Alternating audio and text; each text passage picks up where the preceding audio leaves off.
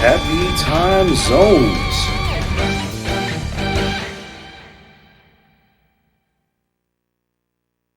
My name is Abalab. I am a retro variety streamer. Thank you so much for joining me this evening with this surprise stream of Yu-Gi-Oh! The Duelists of the Roses.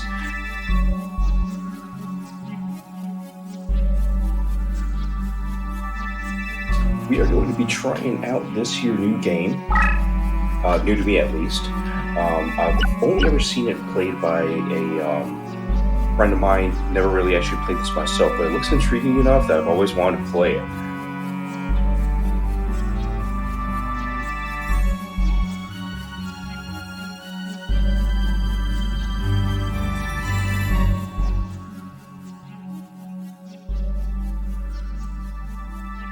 And I do want to mention that if by any chance you're wondering, I'm not sure the tag is still showing, but for whatever reason, Twitch has this game set up as, and I quote, a fighting game.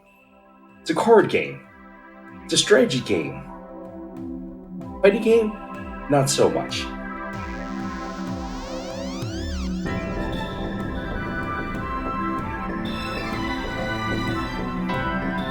British Empire in the 1480s, war with roses, power struggle between the House of Lancaster and York to decide a royal successor was nearing an end. York is well in the lead, the reign of Richard III was but a step away, and in France, Hughie, less than Castilian heir, was being forced to live a life of exile. That sucks. Their forces were rendered powerless by ancient cards of sorcery wielded by Seto and 7 followers who, known as the Rose Crusaders, served under the flag of Lord Crawford, a powerful Yorkist nobleman. Liking the duelists to champion their cause, defeat was imminent. In England, dual card games were still at the fledgling stage. Thus, they had to look elsewhere for a duel master capable of facing Rosencreutz in battle. This in mind, Margaret May of Lancaster secretly requested a high druid to summon a duelist from another age. Hashtag cheating? Hashtag cheating. Can you imagine you're sitting at home, ready to crack open a beer, watch the football game, or you're sitting at home, ready to dig into your dinner. You get pulled in to this strange place here for no reason that you can discern. Ooh. Summoned from the mystic circle of red and white roses, the one capable of harnessing pure power. There was truth to the legend of the Rose Duelist. Lady Margaret, I did it. Now we have the means for defeating the evil forces of Rosencrantz. Oh, my apologies. In my excitement, I had forgotten I was in the presence of the Rose Duelist. Son, you interrupted me while I was, on the crapper. Least you could do is tell me what I'm doing here in the middle of this field. Allow me to introduce myself, you better believe you better. I am Simon Moore. I drew it to survey Lancaster. May it be so bold as to ask the name by which the Rose Duelist would like to be known. Huh. You don't even know my name?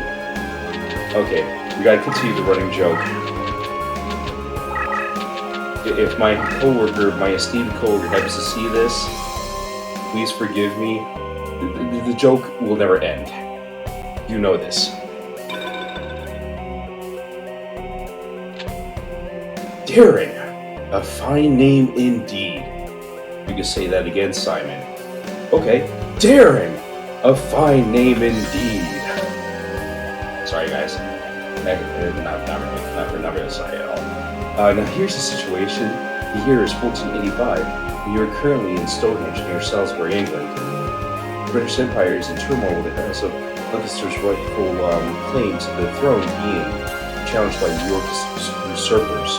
The power struggle is referred to as the Wars of the Roses, a name based on the badges used by both sides: the red rose for Lancastrians and the white rose for the Yorkists.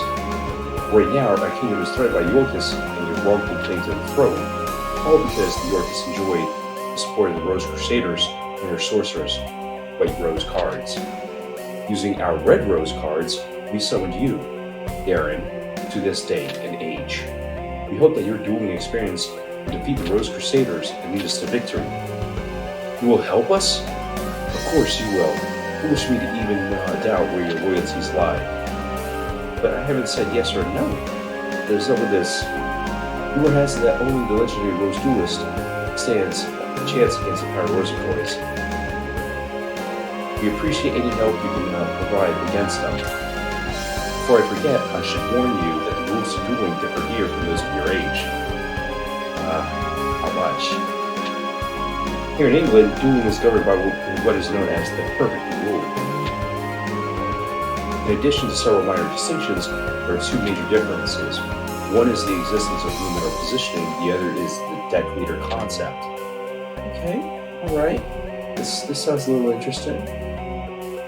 These are two aspects of dueling that were lost in the process when the ancient sport of duel monsters was adapted to card form. The perfect rule represents these lost rules that are miraculously revived here in England. Perhaps a practice duel will serve better than an explanation, shall we? In this case, I think we better. So, we're going to go ahead and do the practice duel. Let's see what's up.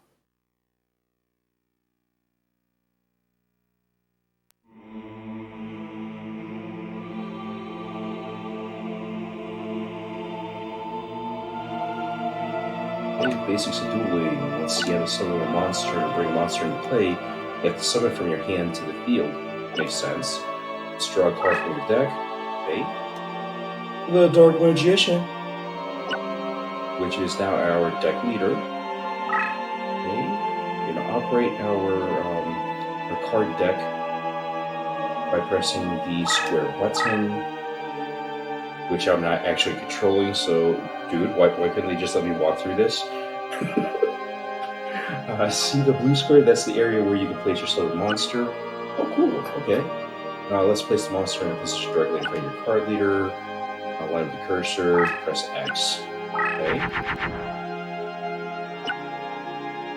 There's only one monster in your hand that can be summoned to the field. I'm going to guess that that's this Celtic-looking guy in the middle here. I think we got, what, four force summoning orbs. This is because summoning a monster requires a certain amount of power, which is indicated in the upper left-hand corner. Okay. Currently available summoning power is displayed there. At the start of the duel, you'll have 4 summoning power points. This will increase by 3 every turn. You can accumulate up to a maximum of 12 points. That's actually nice. I like that. Okay. Monster is placed on the field. Summoning power points equal to the monster's level are expended. Your current summoning power points total 4. Nice. So we don't have to worry about sacrificing outright just to summon greater level monsters. Only monster card you can summon to the field is the level 4 monster, the Celtic Guardian. There are cards are the monsters that you cannot summon this turn. That makes sense. I'm going to summon the Celtic Guardian by choosing it. Press the X button.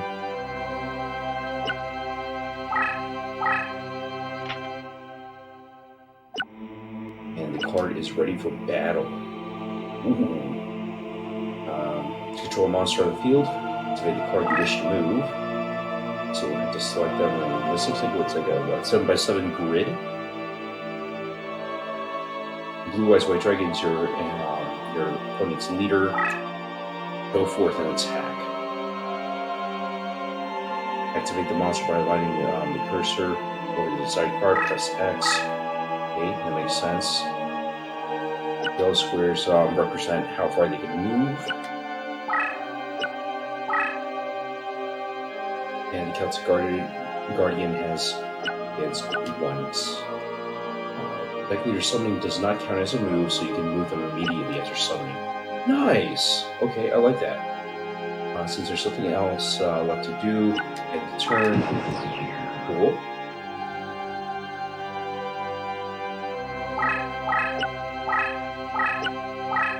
The deck leader can move too. Okay. Bonsi. Enemy monster heading your way. Use the Celtic Guardian to eliminate the threat. What you have to do is move your monster into the same space occupied by the enemy's monster card. It's referred to as a battle. Battle is decided by the attack and defense points. Okay.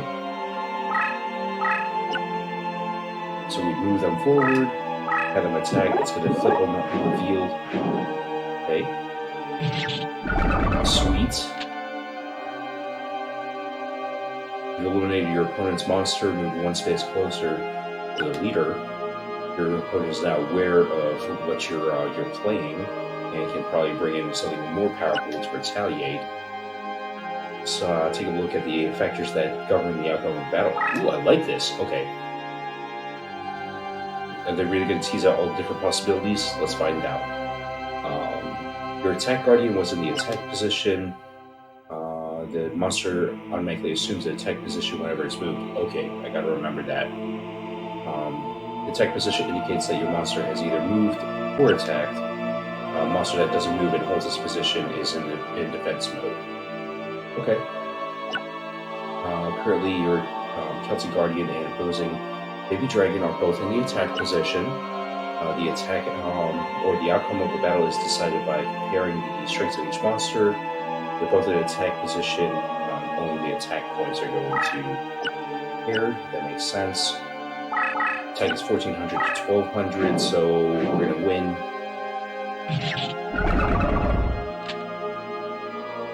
And it looks like the difference is applied as damage against your opponent's life points. Okay, now if the opposing monster was stronger, I'm going to guess we get dealt the difference in damage, and we lose the monster card. We better lose that monster card. When you attack this one, 1400 to 1500. Yep. Here we go. Okay, so we end up losing 100 life points, and our monster gets destroyed.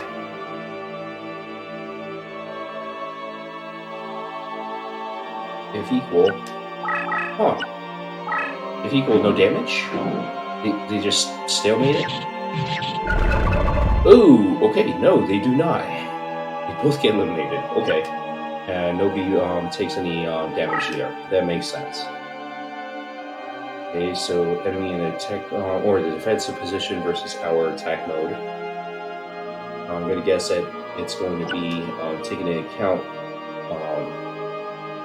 the enemy's defense points versus my attack points. They cannot move or attack.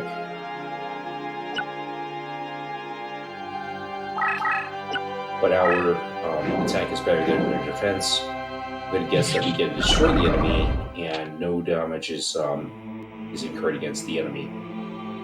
And that is correct. Okay.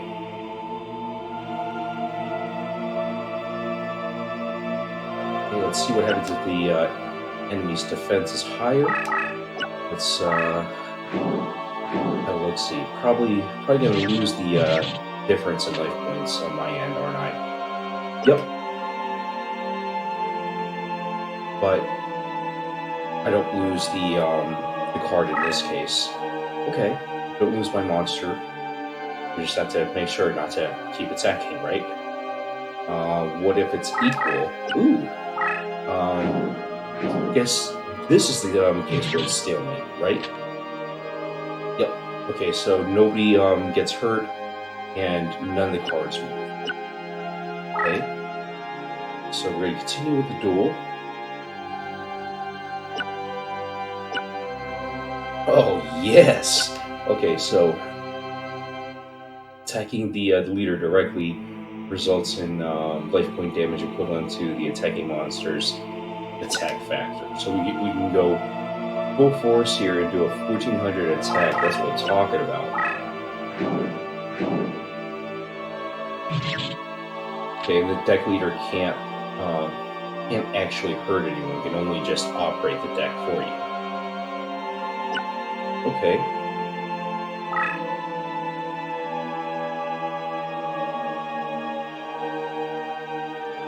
Sort of monster with high defense.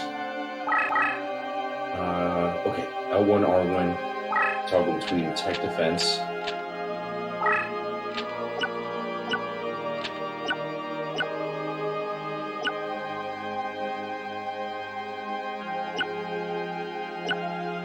So whenever attacked, it will automatically reveal, or we can manually reveal by L2, R2.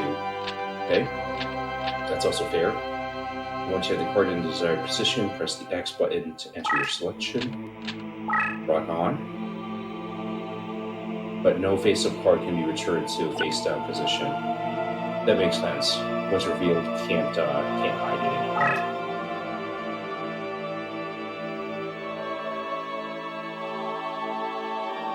He tries to dragon, from dragon type monster. But we have nothing that can attack that, so we have.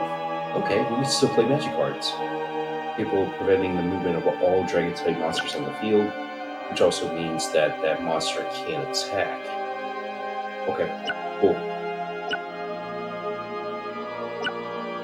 So activate the card, and the same way that you would play any other card.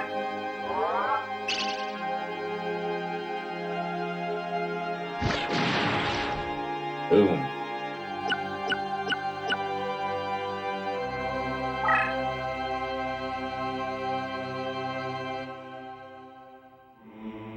The duel can go either way. At times you might find yourself cornered by a cunning opponent. There will be occasions when there's nothing you can do but accept defeat and go for a rematch.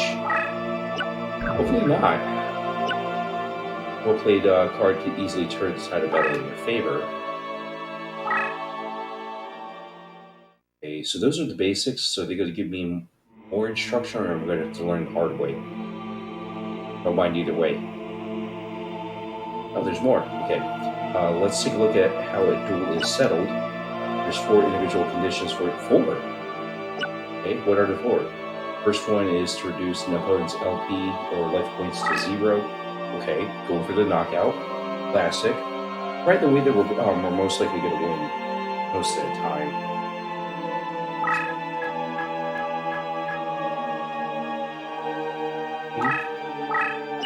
1400 attack,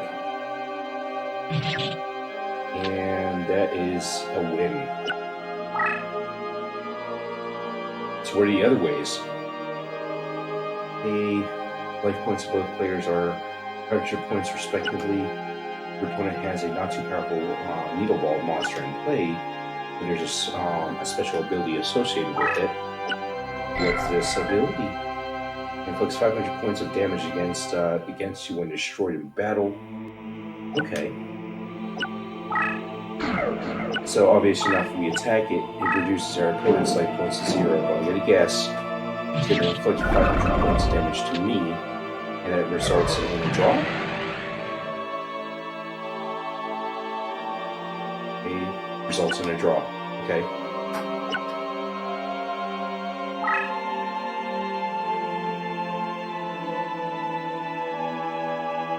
Another condition is the occupation of summon areas. Wait, what? The areas indicated in blue whenever you attempt to summon a monster are called summon areas.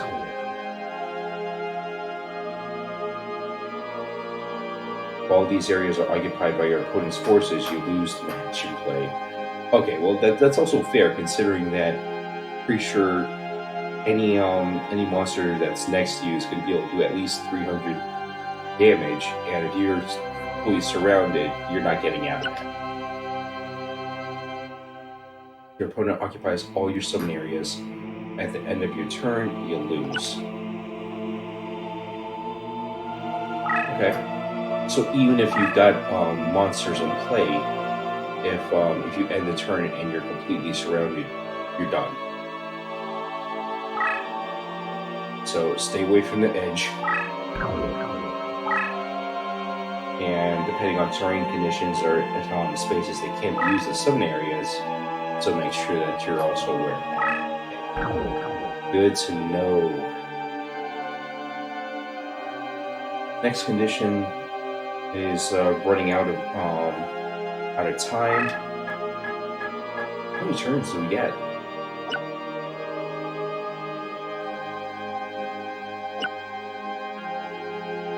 Okay, so it's gotta be a 99, maybe a 99 count duel.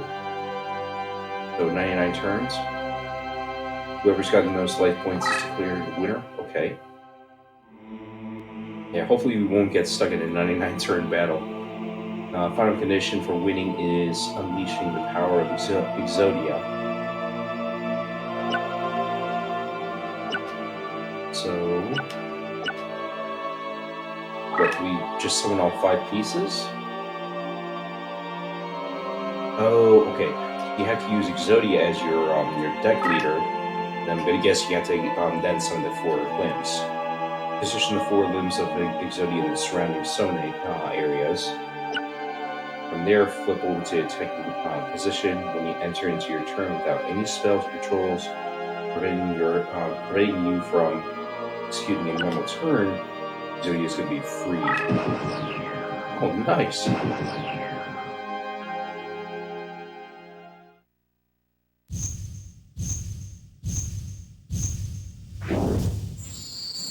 So 4 winning conditions, 1 draw condition. And of course, you can lose if the opponent happens to get the jump out of you.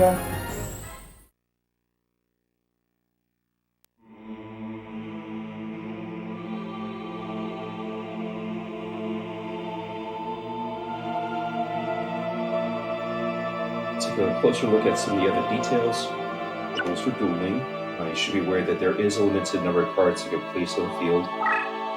Okay, I was really curious about that actually. Let me guess. 5 attack monsters? The monsters have been summoned to the field. Okay, so you can only have 5 monsters in play per side. Any attempt to summon a monster that exceeds the limit. Uh-oh.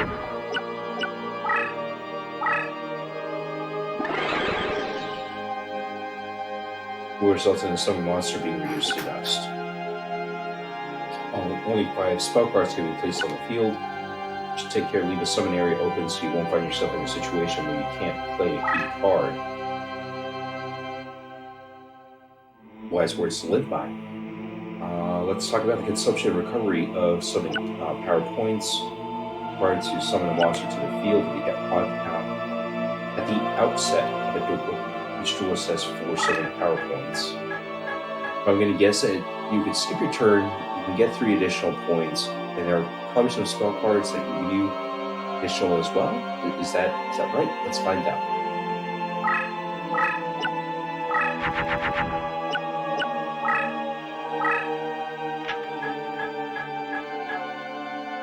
Okay, so no more points for this turn. It'll gradually regenerate. Okay. Now we've got those 3 points. I know that they said that the cap on summoning points is 12 total.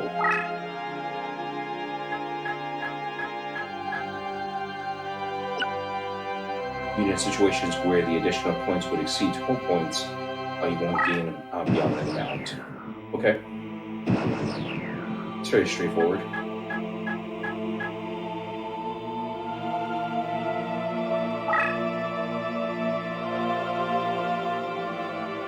Spell cards. Place face down and use. Your opponent will be able to tell whether you have a spell or a monster. Like monster cards, spell cards can be attacked and can initiate attacks. Interesting.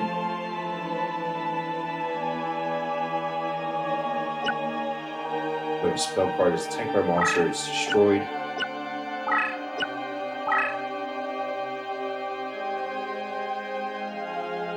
Attacking a spell card will never result in damage. There.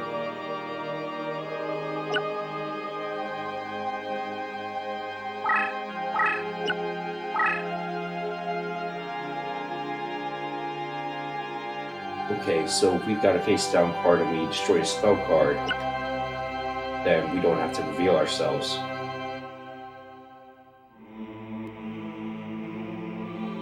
Okay. I like that mechanic, actually. I hadn't even thought about that.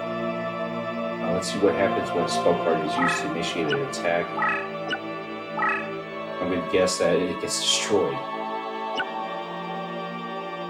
Even if the monster is in the defense position, you can try to occupy a different spot.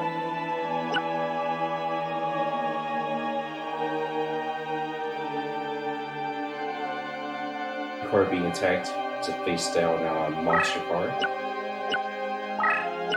So again, just reinforcing the fact that you can't use your spell cards to reveal the identity of any face-down card.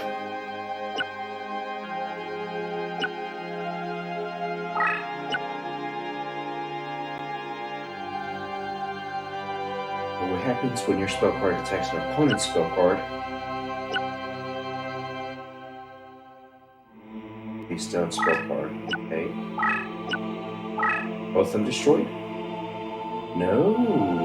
Okay. The attacking spell card succeeds in penetrating your opponent's defense. And you don't have to turn it face up. Okay.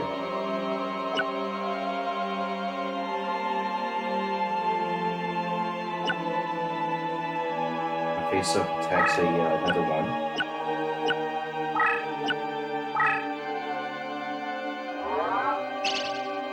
It's activated, huh?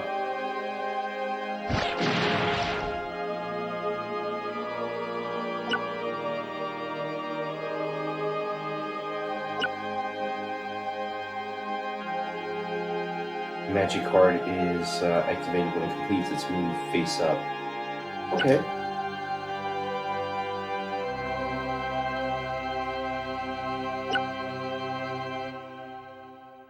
But the advantage there is that we took out an enemy spell card, and then we also activated our own, so we would be able to block their card if they got it stashed away like that.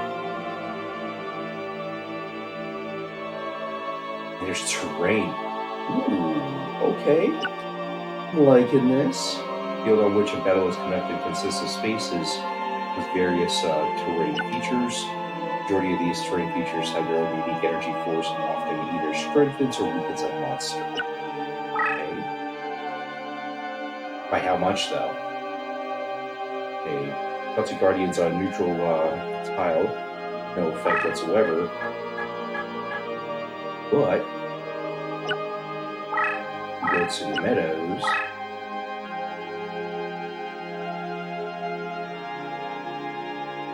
Nice. So we get a 500 point boost in attack and defense.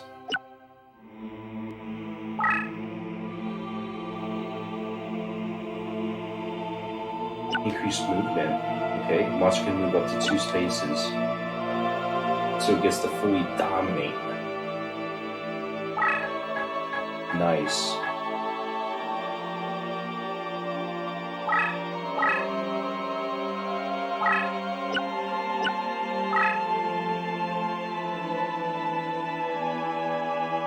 And of course, the face down card is an awarded terrain bonus. That makes sense.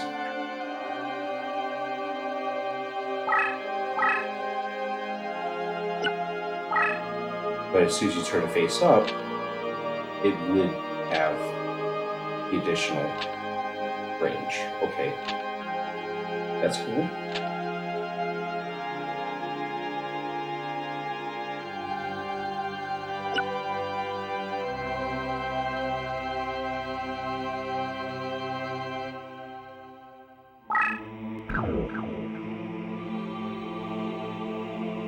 You have a dark terrain space. The Yakutana Megami is a fairy type monster, not suited for dark. So I'm going to guess that it's going to reduce by 500 because it's the opposite of what type of monster it is. Okay. 500 point penalty. That makes sense. Labyrinth terrain, extremely powerful obstruction, cannot be answered by most monster spell cards or leader cards. Okay. Labyrinth space cannot function as a summoning area, which makes sense. A card that has entered labyrinth space by means of effects such as teleportation can easily exit the space and enter adjacent spaces. You can also initiate an attack against a monster located in the labyrinth.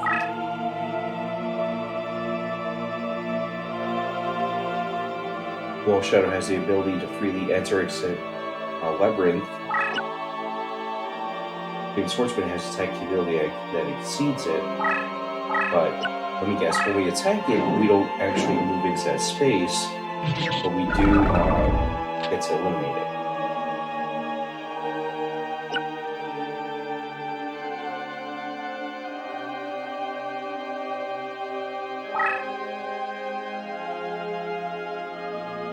Crush terrain can be entered with no resistance, no positive or negative effects on most monsters. This area is infected with a plague that will attack and destroy powerful monsters with attack points of 1500 or more. Whether it's summoned into there, moves into it, is transformed into, is located in a space that's transformed to crush. Okay, whereas in a crush space when either you or your opponent's turns. Makes sense.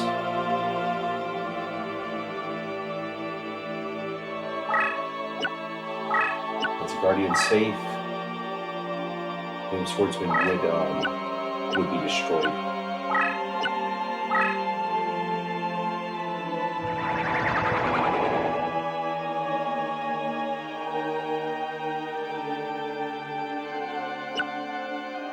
Okay.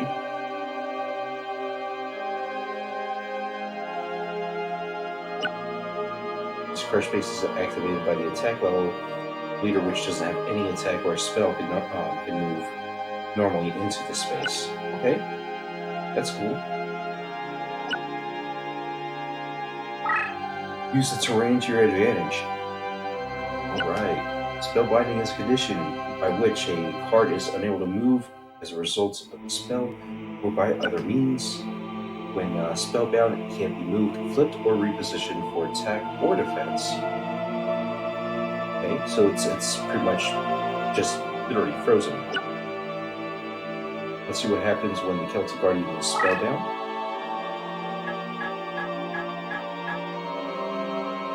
Know the move. There's a turn count following casting the spell. Makes sense.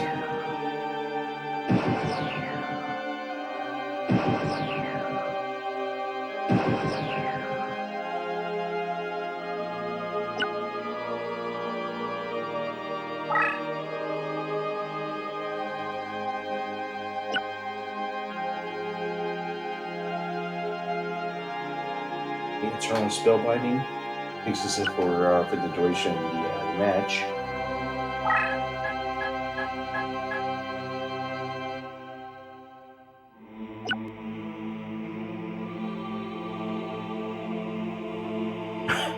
Free a monster from spellbinding by destroying it. Okay.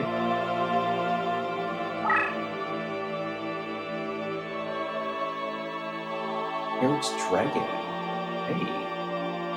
Much stronger than the Celtic Guardian. Celtic Guardian is Earth attribute monster.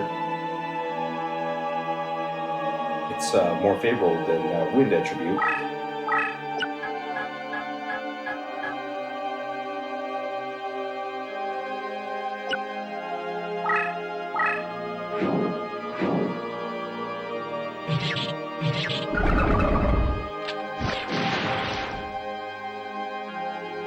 Weaker Celtic Guardian is destroyed, but also paralyzes the Parrot Dragon for a turn. Okay.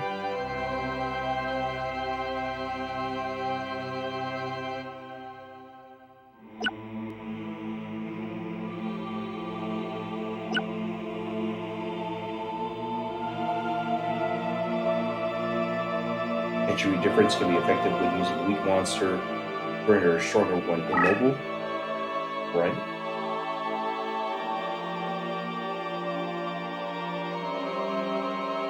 Your leader is isolated, creating a dangerous situation. Even under desperate circumstances, a good duelist will bide for time, believing in the summoned monsters a chance of drawing a card that's going to help them turn the tide of the battle. Leave in the heart of the cards. This belief is referred to as a destiny draw. Depending on how desperate a situation is, how gifted you are, you may be granted the opportunity to attempt a destiny draw. Like victory may smile on you, this is your chance to draw the card that can turn the tables against your enemy. Destiny draw opportunity is signaled by flashing the area that is normally used to indicate you can summon a monster from your hand.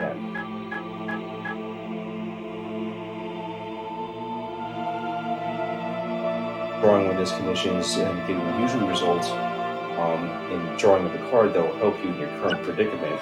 Try drawing a card now. Okay. To get a destiny draw like a super powerful monster. Take a look at the last card that you drew on the far right. Be a card that will bail you out of your current situation. Using it wisely will help you overcome your desperate situation. How so? It depends on luck and only occurs once in a duel. When it might happen is anyone's guess. All you can hope is that luck smiles on you. That's most things with life.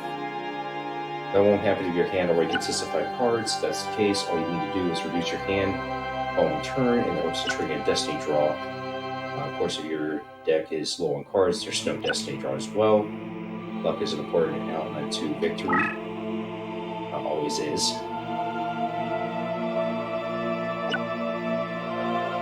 Indication of this is provided by rank, a record of cards before we start all your duels. A rank card will demonstrate the special powers unique to its nature when the card becomes a leader. Take a look at the Dark Magician ranked as a Field Marshal.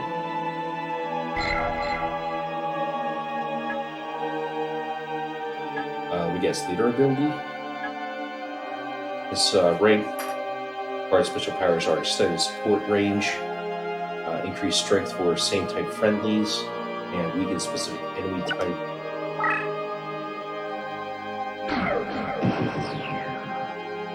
This is one long tutorial, bro.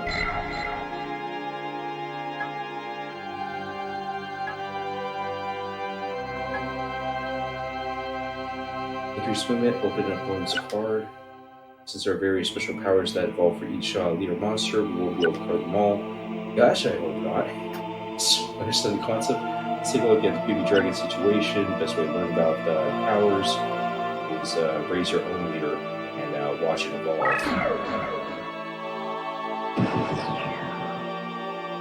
I mean, fair. Has the power to turn any approaching enemy card face up for open viewing. That's face down and near the enemy leader. Move the card towards the leader. Okay, the game's going to do that for me.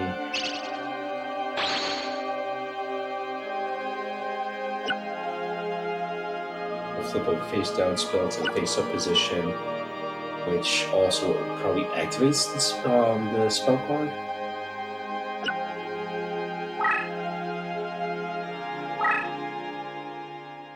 Three hours later.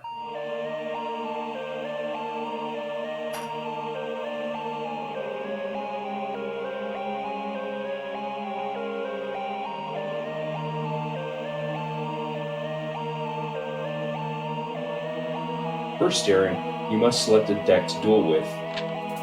It's important that you feel the vibrations of a deck leader, the minute resonations that ring true to your soul.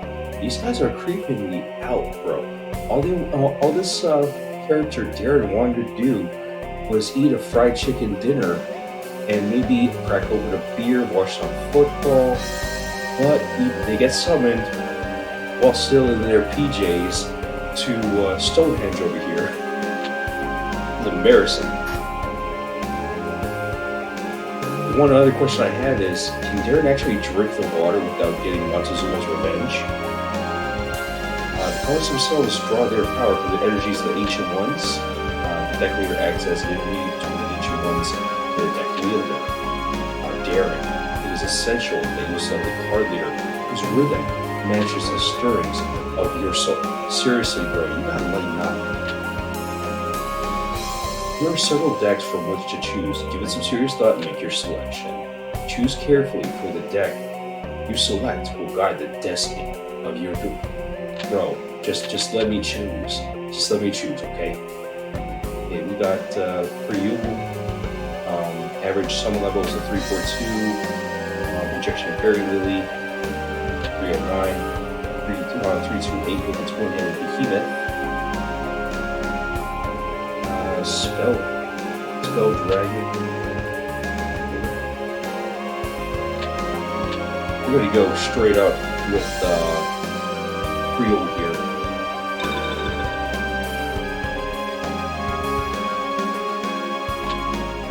See if you selected your deck. So that's the effect of the Celtic Red Rose cards. Looks like there's some truth to the rumor that the Red Rose cards are capable of time transformation. Who's there? Well, considering that this dude was talking so much for so long, it's not surprising that he caught up to us. Seto Kaiba. It's some time since the Battle of Barden. Rosencrantz, what brings you here? Only a member of the Rose Crusaders may call me by that name. If you may recall, I told you once before you may only address me as Seto. Hashtag I don't care, Seto. I'll call you whatever I want. Just memory fail you, old man. You must be the dreaded Rose Duelist. I must admit, there's a certain aura of power emanating from you. That's not an aura, dude. That's just the fried chicken dinner that we were supposed to be eating when Buddy Boy over here called us from the future to the 1500s. I believe in introductions in order. I was Seto, leader of the Rose Crusaders. The members of our little group prefer to call me by my name. What brings you here, Seto? My joke matters. I don't know who wrote the dialogue for this game, but it's brilliant. What else would bring me here? I'm calling for the Red Rose cards. After all, it was you who showed me how the summoning capabilities would evolve when the Red Rose cards are combined with the transport powers of the Red Rose cards. You're thinking of attempting the Forbidden Rose summoning. If so, the Red Rose cards must never fall into your evil hands. sorcery taps into the powers of the ancient ones. By their very nature, each card is a double-edged sword that can cut both ways. Rose cards alone harness tremendous power. There's no telling what horrors one might unleash to the world by combining both red and white. I'll sacrifice my own life if need be to prevent any from uttering the spell of doom. The spell of doom. Boom! Hashtag I pity the fool. The 16 red and white rose cards grant power over all. New legend has twisted the true meaning of these cards. We Rose Crusaders have sworn to create a utopia free from the ravages of war. We intend to accomplish this with the power of the cards. We shall do so by extending the rule of Richard III throughout the known world. By the way, it was clever of you to form a circle of red roses within the white rose barrier to summon the Rose Duelists. But you were foolish to come alone. This area is surrounded, and if you wish to leave with your life, you will do so only by handing over the red rose cards. Me? A fool? Then what about you? Are you fool enough to actually believe the red rose cards will remain here in my possession? Right after summoning, I had the cards dispersed among our best duelists to keep them from your tainted hands. Then you leave me with but one option. I shall enlist the aid of your precious Rose Duelist. Bro, I don't care about what either of y'all are saying right now. I was about ready to enjoy myself a fried chicken dinner. Maybe some beer and some football. That's all I wanted. You take me to your senses. And you speak too soon, old man. And you speak too much, both of you. Heed my words, duelist. If you wish to return to your proper time period, you will require 16 cards of the red and white roses. The red and white positions must be laid out in reverse in the summoning order to send you home. You know the spell?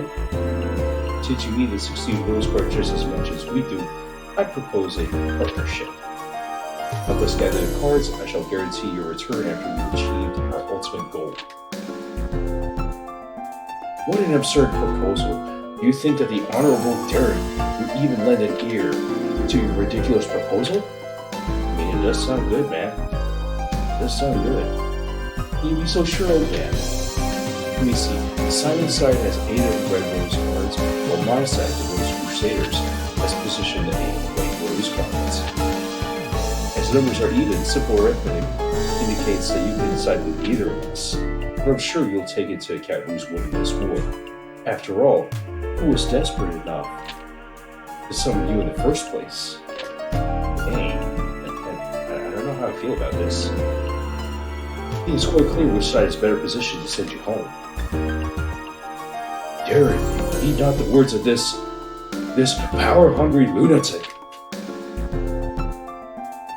Simon, must you resort to name-calling? I'm hurt.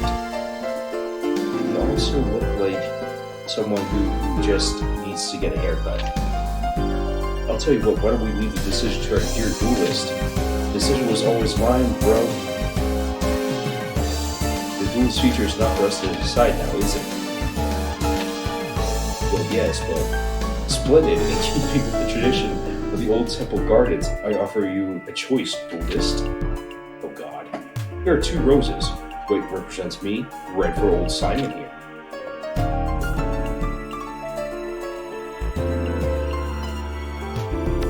For the sake of justice, choose the red rose. Hey guys, can we do like a coin toss here?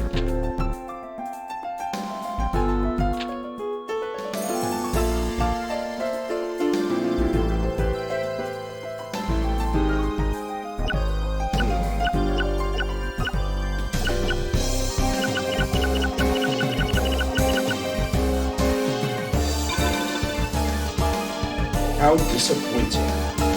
You made your choice, and I respect that. From now, I will guarantee your safe passage until you've met with you. After all, I don't want our little game to end too quickly. That would be sporty. I look forward to the day when we meet again. Duelist. Until then.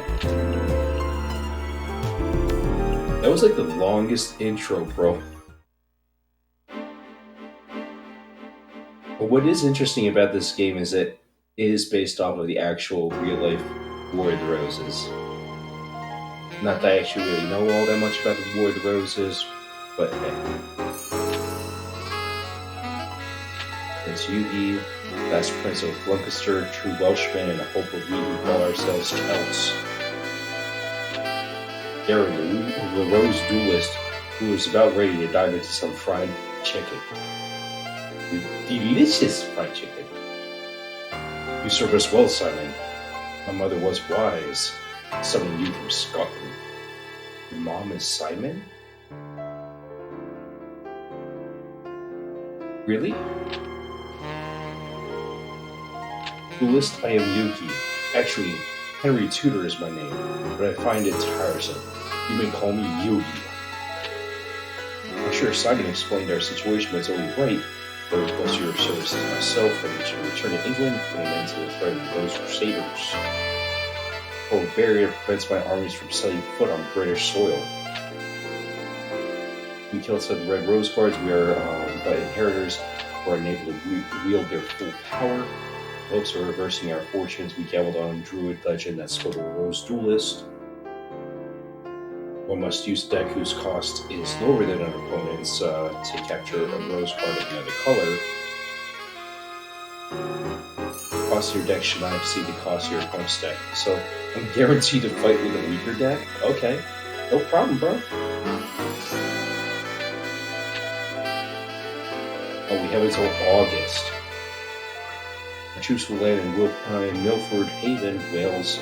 March on to face the enemy at Bosworth Field. Having all the Rose Crusaders out of commission by this time would be ideal.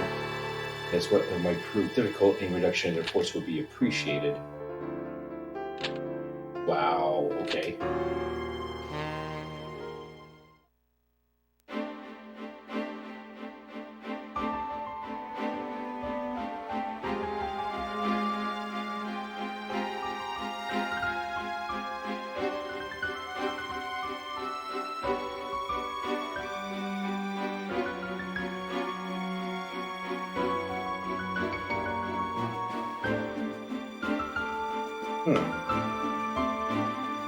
Chester and fight off evil, or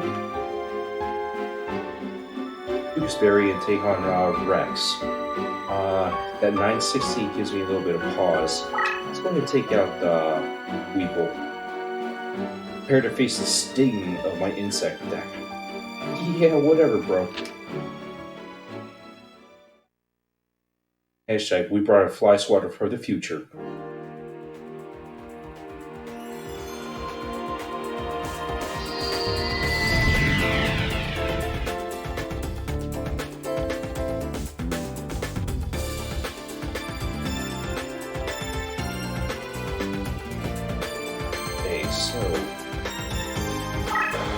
Want to move? Yeah, why not? Let's move. Let's summon in front of us.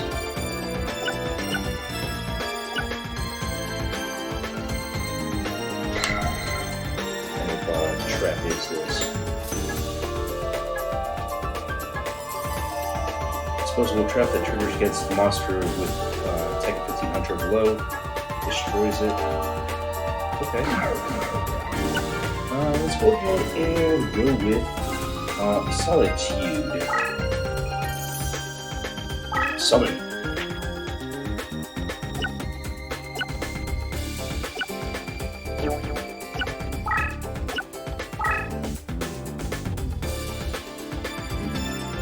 Let's see.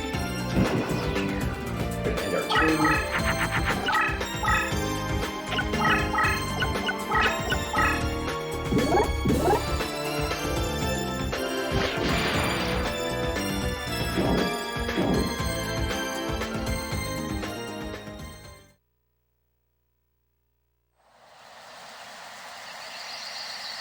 Oh, there's animations?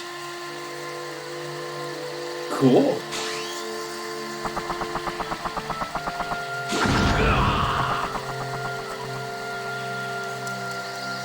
He just shrugged it off like it was nothing.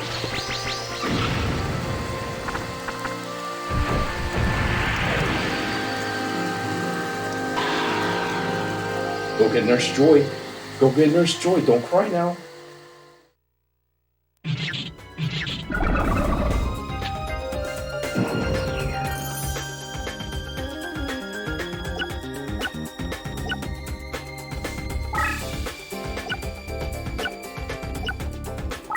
We're gonna go and keep these nice and abbreviated.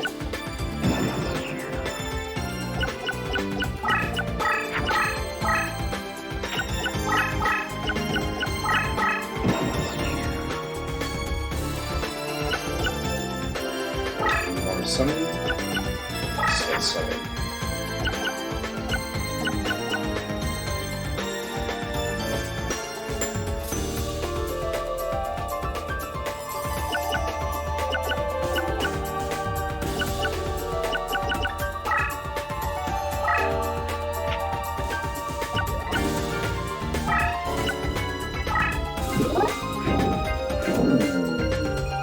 It's gonna be a good kill.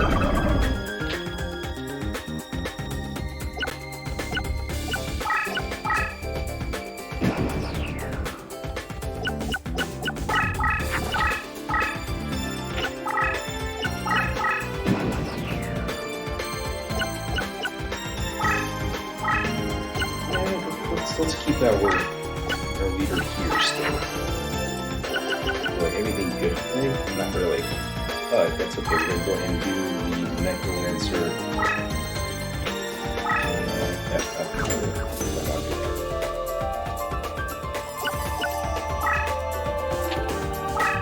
Right, place him in defense mode. Move this guy right here. Ooh. Such a bad idea.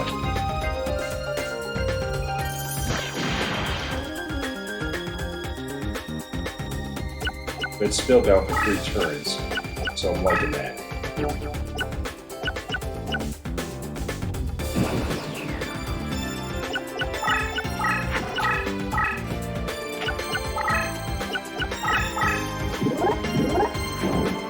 Ooh. Not cool. Not cool, dude.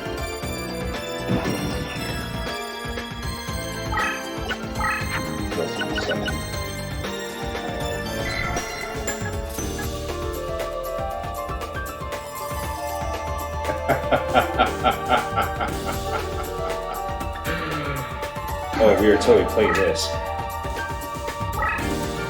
So, right now I know that my monsters aren't exactly powerful enough to take on Weevil's monsters here, so we're going to go ahead and we're going to cast this.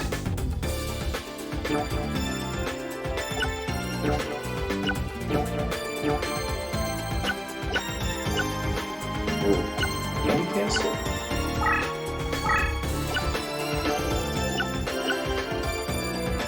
Okay, maybe not. I was kind of hoping we would be able to.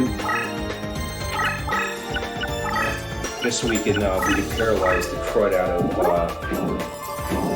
of those monsters.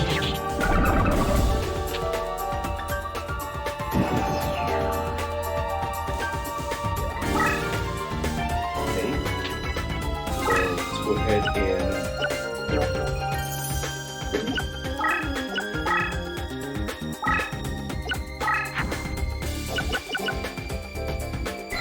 what does this do? Increase power of Fiend by 500.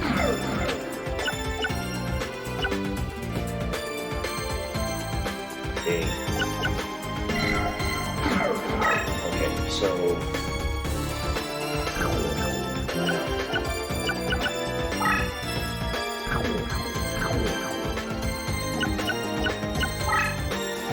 and see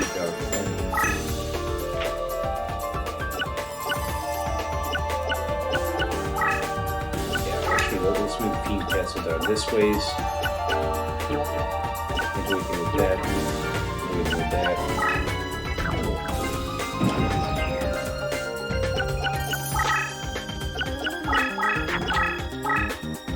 What's Google waiting for?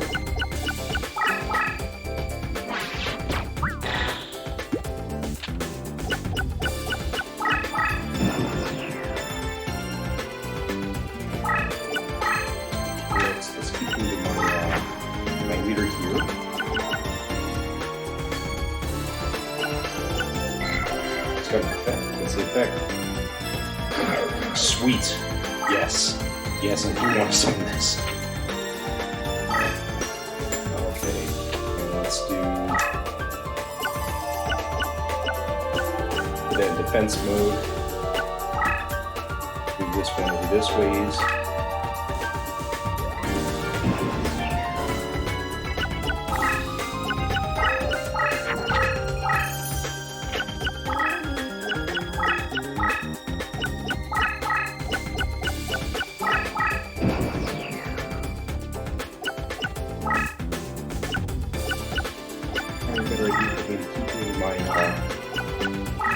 My deck leader here.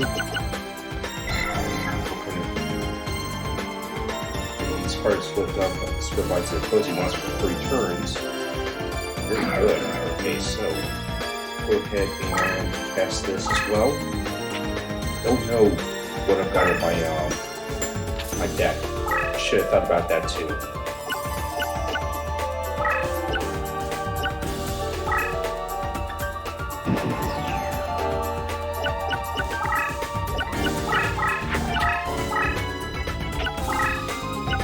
I will need some much more powerful monster cards than what I've seen so far. We're going to have at least one that exceeds 2,000. Or I'm going to be in some serious trouble. Let's go ahead and summon another card. We have the Cyber Commander. Okay. While this card is in face of defensive, strength of all your machine monsters are boosted by 300. I mean, that's nice and all, but I don't know if that's really going to help us. Heck with it. We're going to summon it. And we're going to put it in defense mode just to be safe.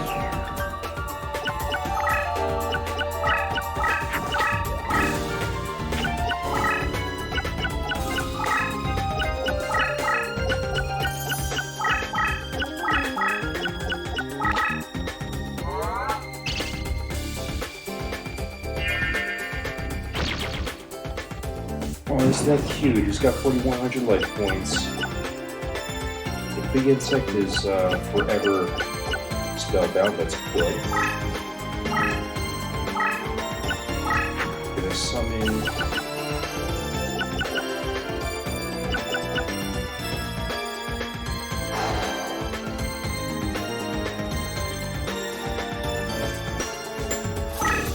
Let's summon this dragon.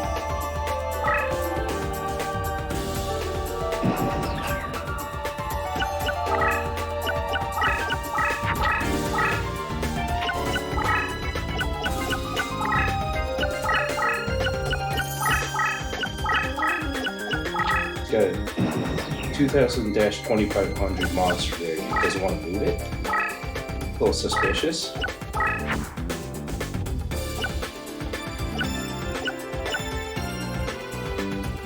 We hit a Guido.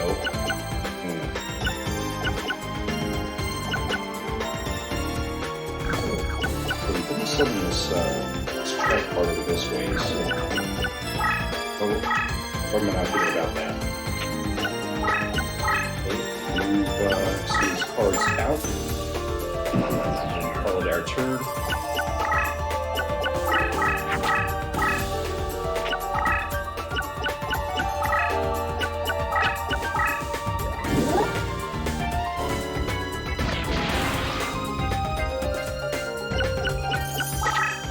Phantom Devon.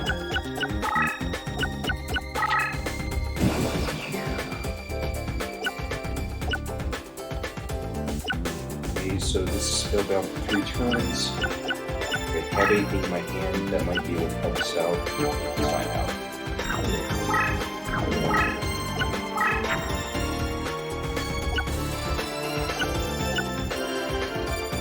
So that would normally be 1,200. And that would normally be 1,350.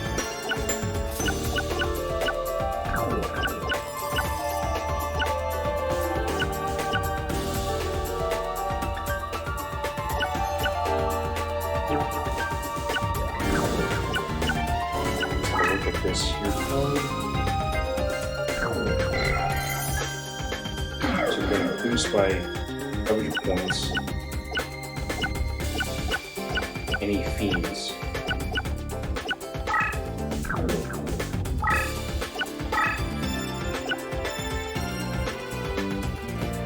So jump up to 1700. Okay, yes. Yes, I do want to do that. Remove our deck leader back.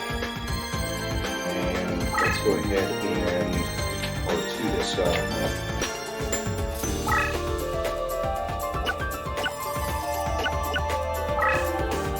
try to summon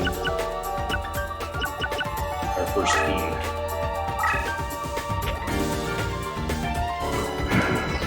We're up to five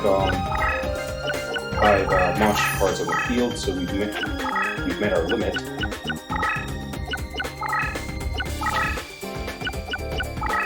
It's got to have four monsters on this field. I'm going to reveal two of them. This one's permanently stuck where it is. Got these two, so he's got two more out there that I don't know about.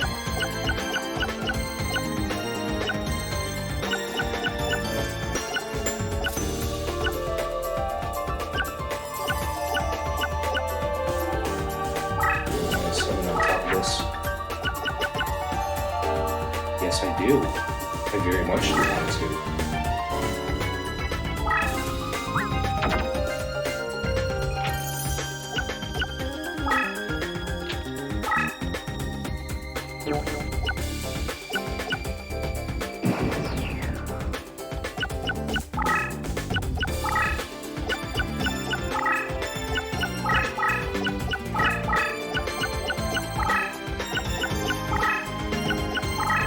Oh, what a nice way to reveal what he's got. That's so nice. So nice.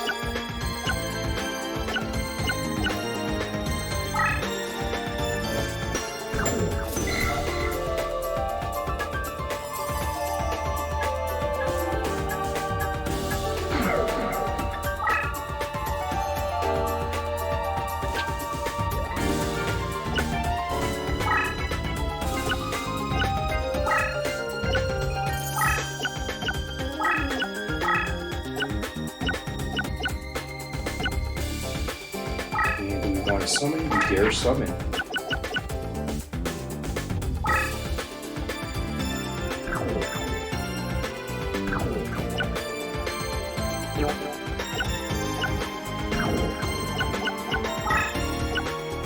Move this Benton along back over this ways. Then we'll replace them now to this here.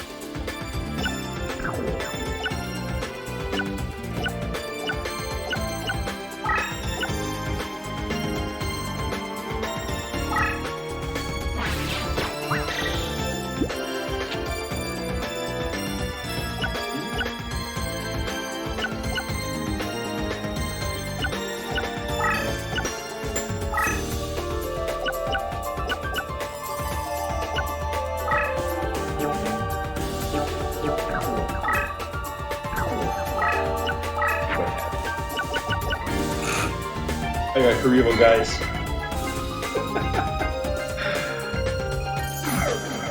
Oh, that's great. That's great.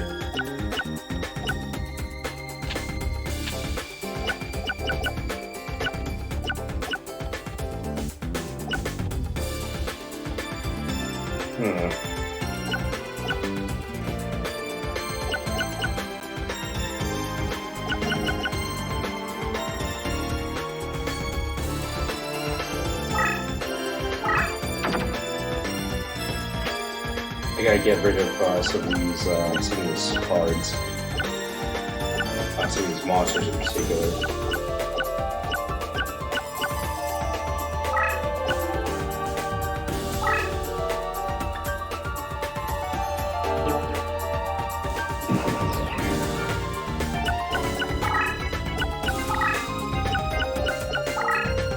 So we can draw out some of these suckers.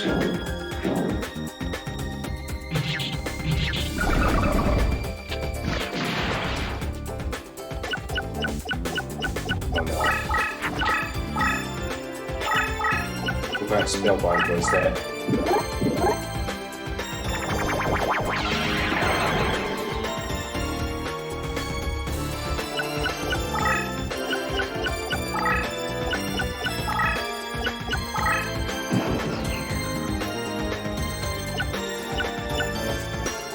Okay, thank goodness, just this one. And destroys the opposing as well. This one, we want to keep this nice and safe. Move this one over here. Summon.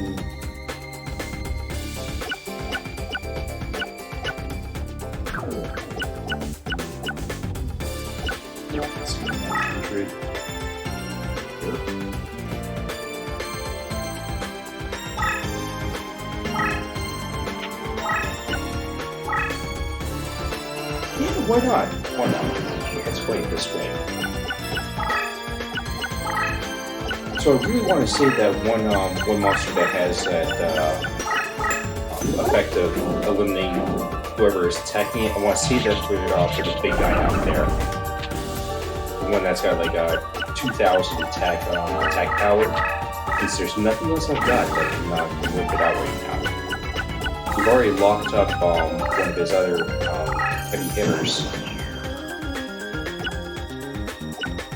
So I'm going to slowly move this Fiend's Hand over.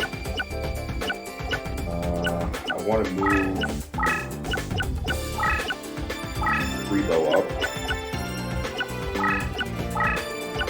And we need to start exploring. So I'm going to use the trap card here to try to suss out any spell cards, but I'm going to try to give Hercules beat over there a bit of a pause. Actually, no, I can't take this out. Never mind. I didn't realize that that my Air Eater was slightly more powerful. Okay. So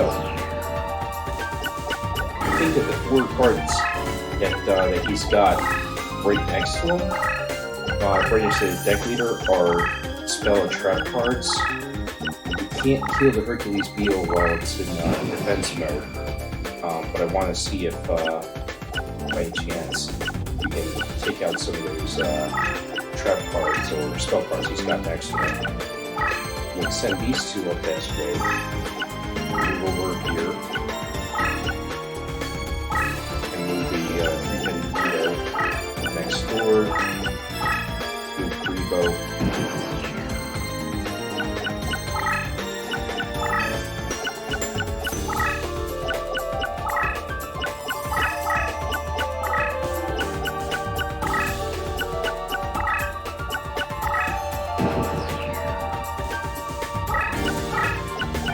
Use the Kuribo to move in right after the Ikaboom. As soon as Ikaboom gets disabled by another spell card or a trap card, Kuribo is going to be able to go in and wipe out whatever's next.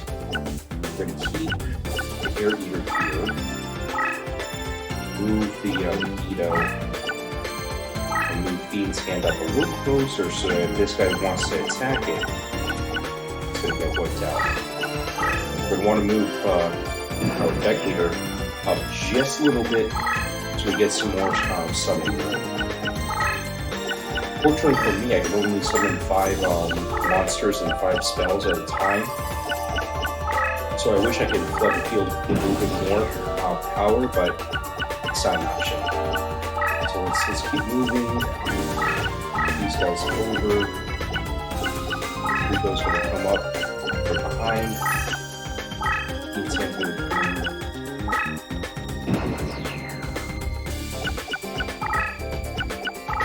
You don't want to move those, huh?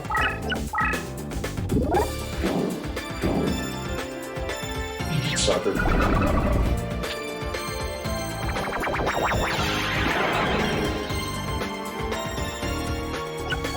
I know that cost me a ton of life points, but I'm gonna give it that.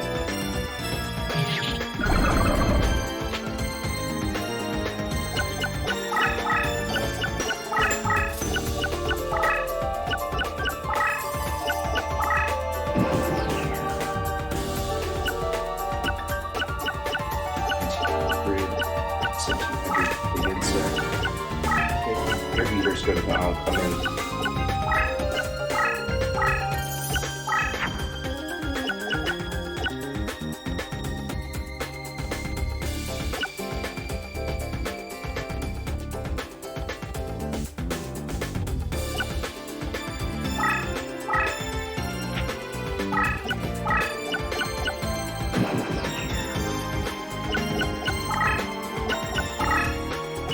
You gonna move? You're so treating, huh? Okay, buddy.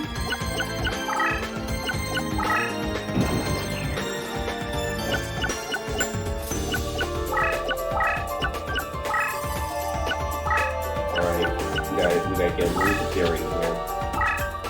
We're gonna go ahead and move. And let's see what I get summoned. Decent. Yeah, why not?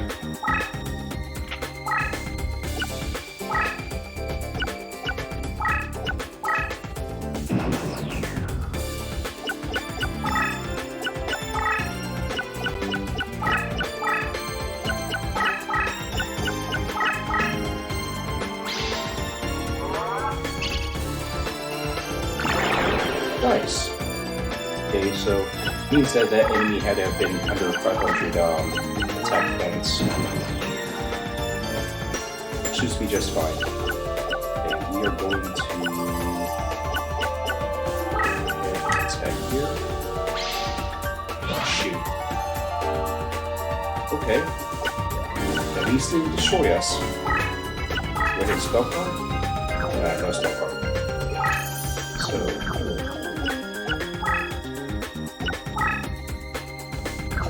Nothing else that I would really say is going to be worth our time there.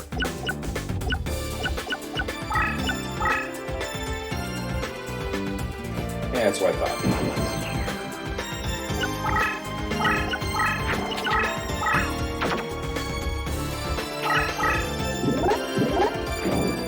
Ouch. Okay.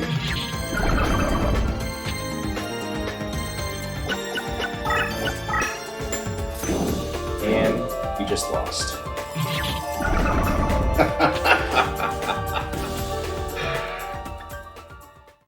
What was dumb of me is I didn't actually check and see what was in my deck. So I kind of did deserve that serious loss.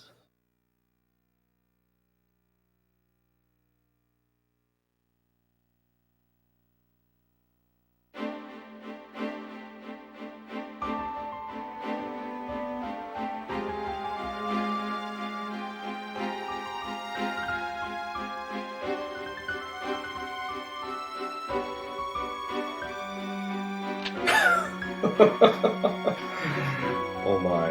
Okay, so let's see here.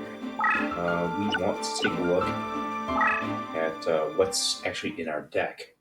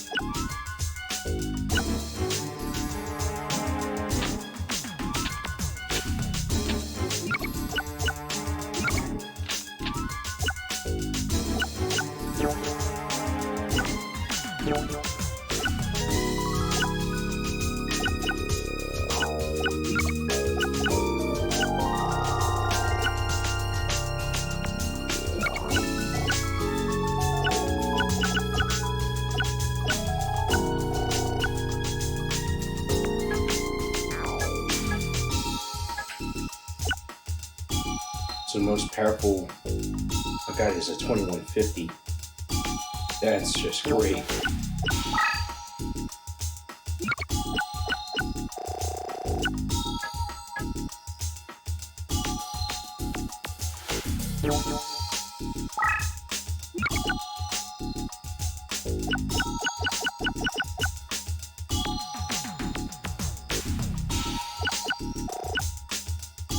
Cards, 780 power. This doesn't work so good for us.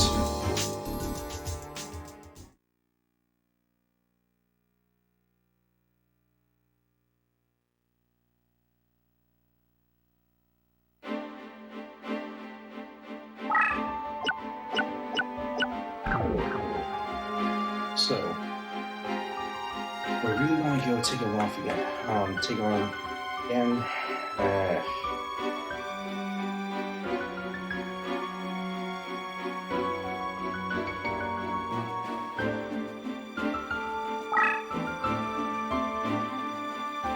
let's try Rex instead. See if we might have a little bit better luck there.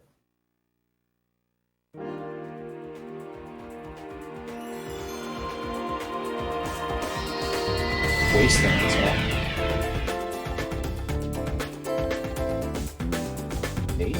So this is going to be a little interesting.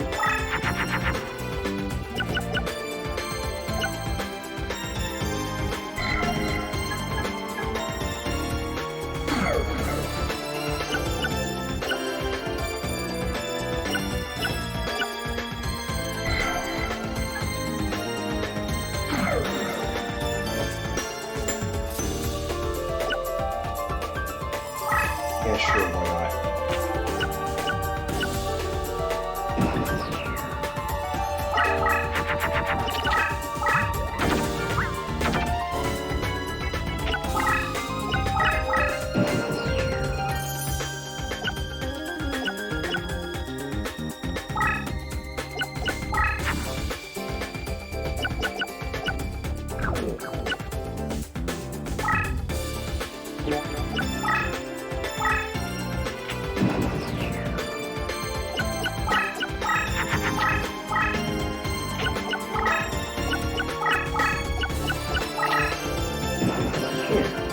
Okay, interesting choice. Okay, we're gonna guard there too anyway. So let's see what else we have.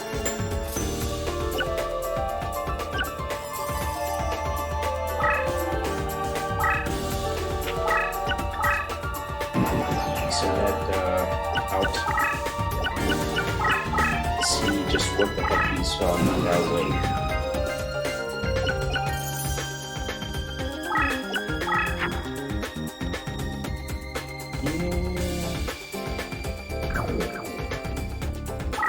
Why not? We'll also put Solitude here. If by any chance they have to be a very high powered monster, it's in for Master Surprise, just gonna get spelled out. So let's do that.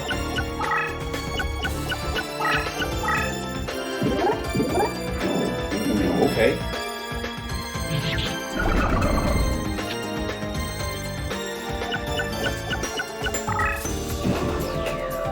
Gonna try to go Chomp Chomp.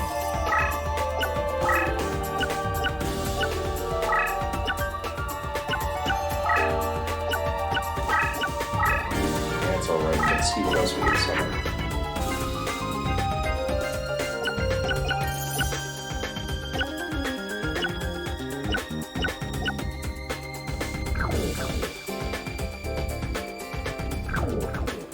Skip that turn. I have a feeling that our buddy over there just set down a spell card or a trap card. Go down.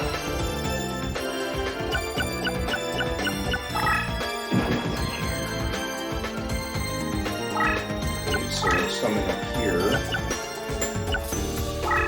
Barox.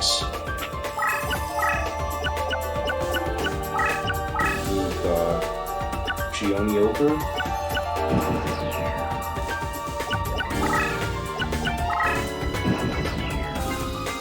Okay, no, it's not Pokemon, but Ushio the attack.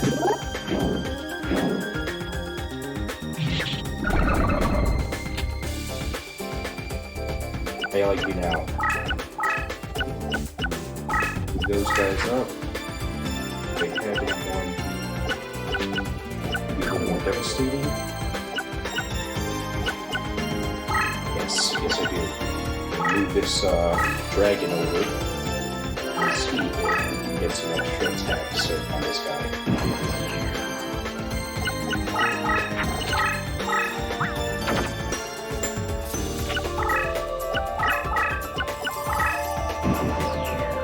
He's moving a little confidently there.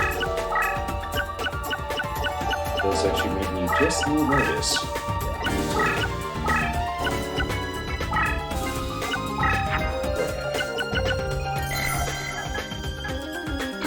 Let's go back for 3 turns.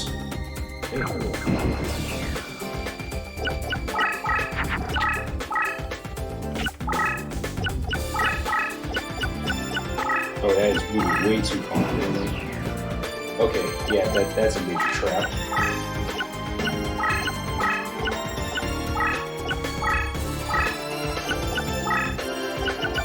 So, I'm going to go ahead and set the defense into 1 in defense mode.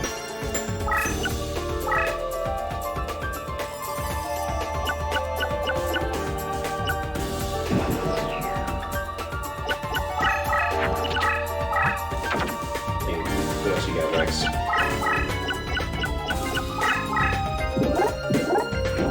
Ooh! Dang! Okay, that was not pretty.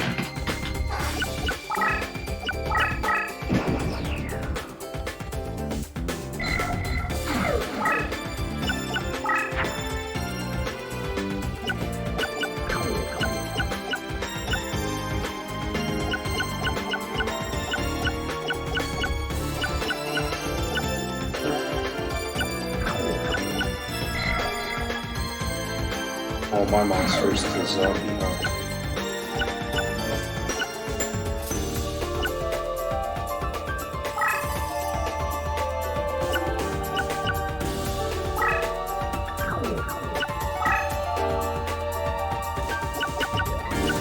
Okay, time to start sacrificing some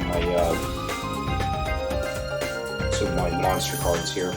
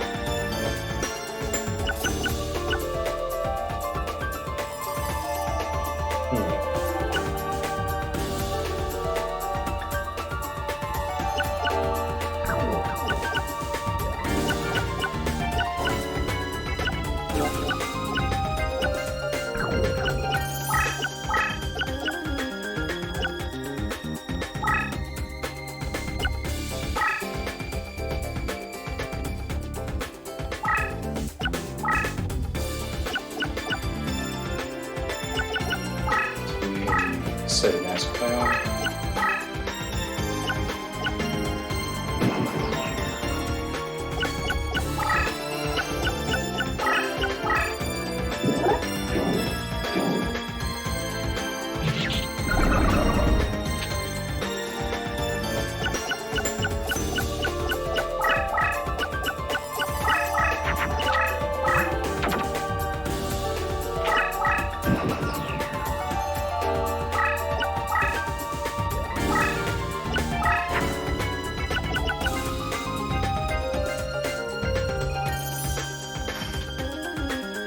Wow, we don't have much in the way of pretty great cards. But that's okay. That's alright.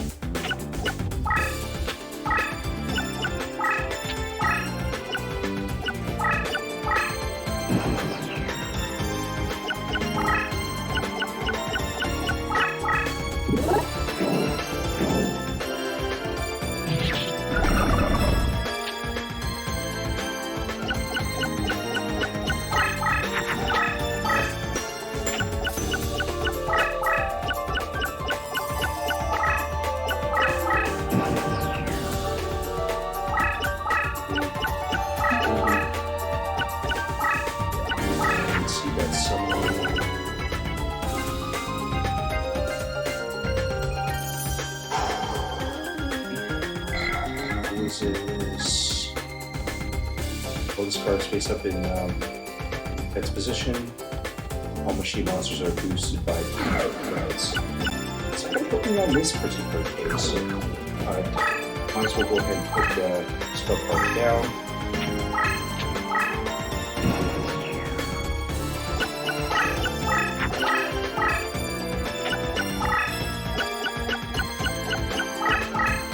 Oh, good. Don't put the trap card. Ouch.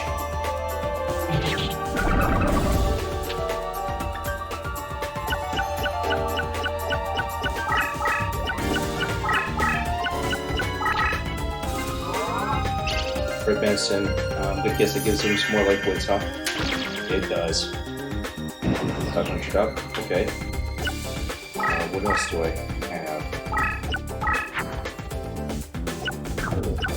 4100?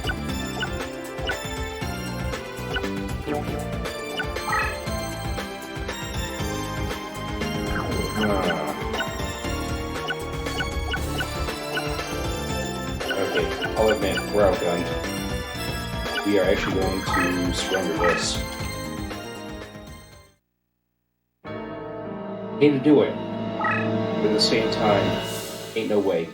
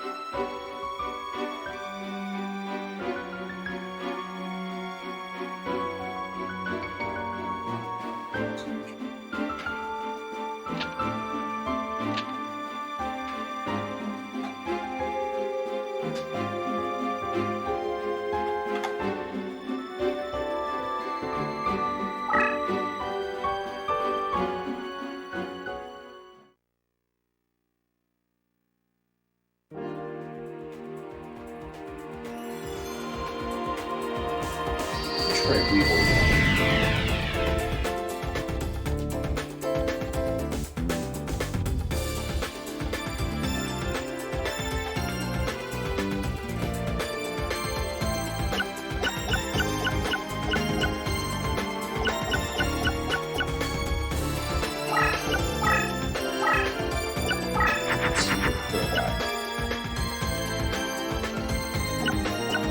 Zombify. Shadow Spectres are used by cards. It's not going to really help us out, but okay.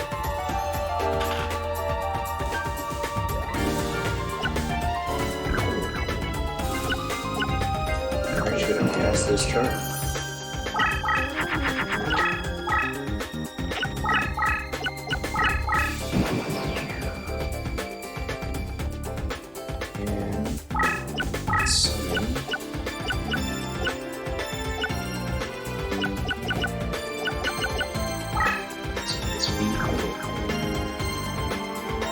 Some of this we can do it in dance mode.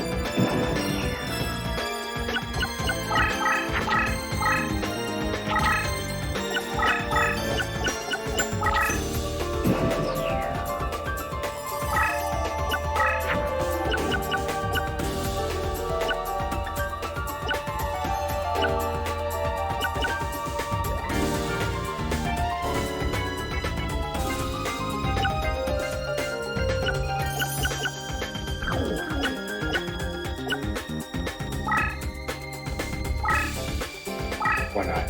Let's go ahead and build up defensive wall here.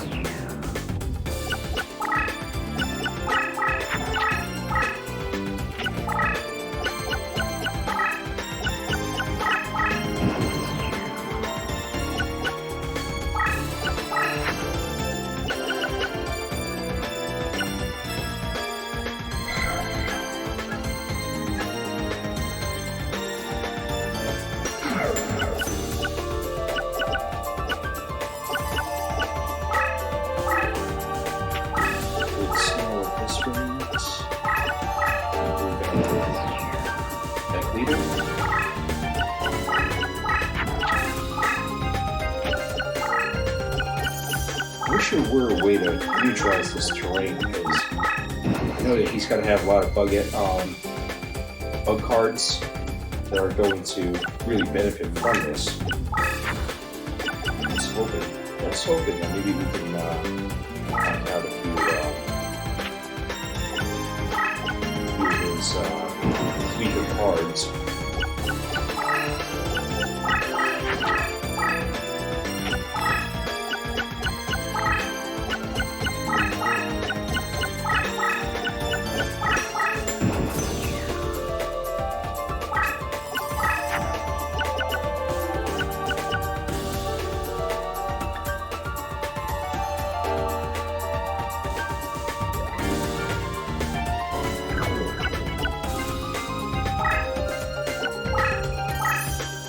Cyber Commander here. Full defensive mode. So that if he's ever revealed face up, we get boost pins for our machines.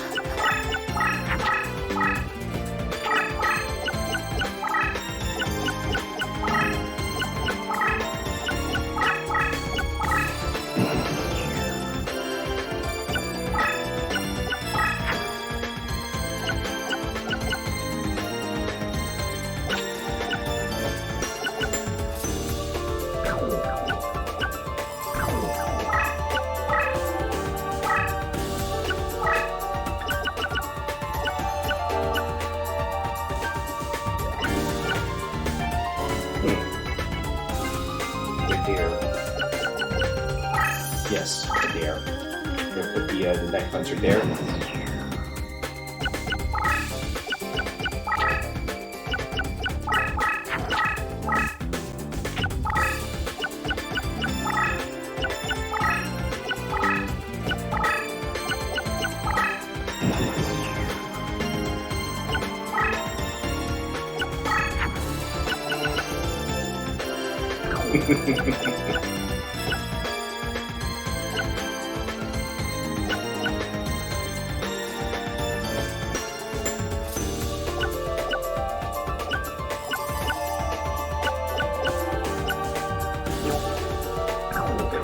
So I think what we do is we're going to flip the Cyber Commander, and we're going to go ahead and start using these two cards. Try to suss out any spell cards that you have.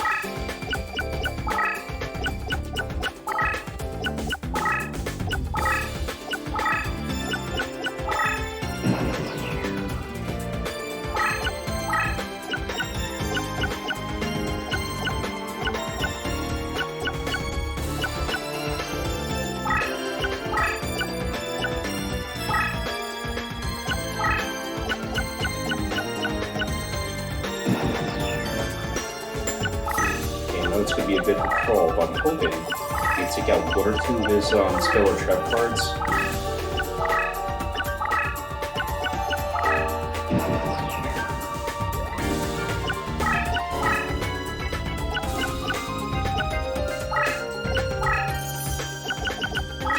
Okay, we're going to burn it.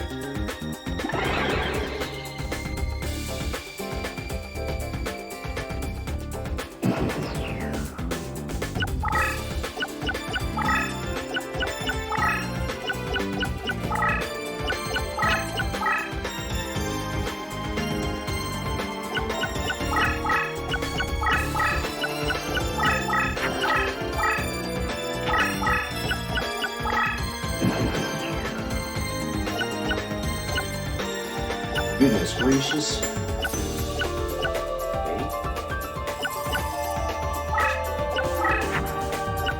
Can't say overpowered. This one, Labyrinth, brain space transformed to normal.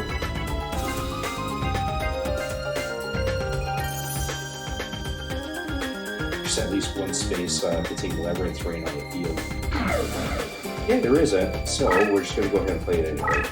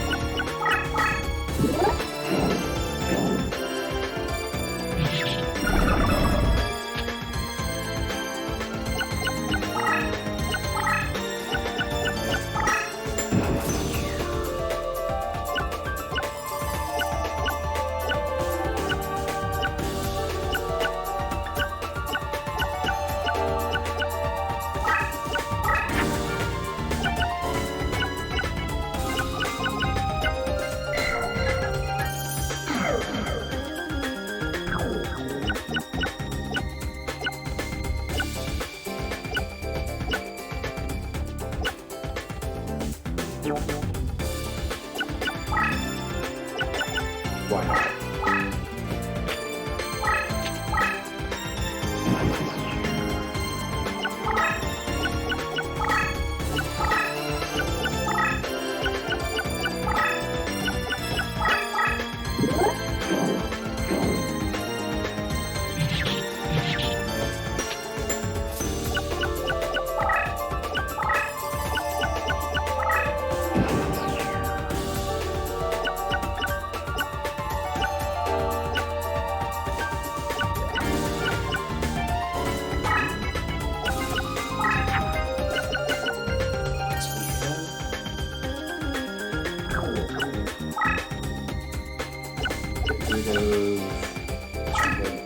You know, what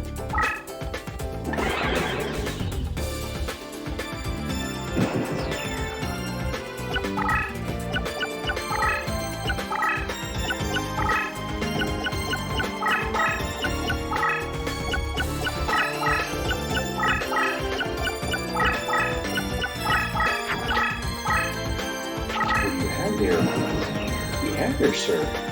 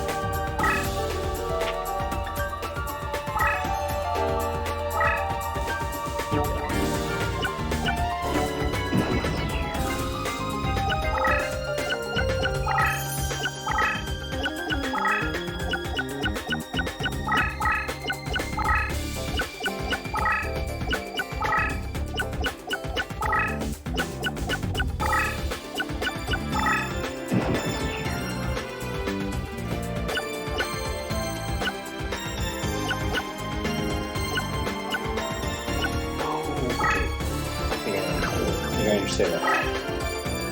Wow.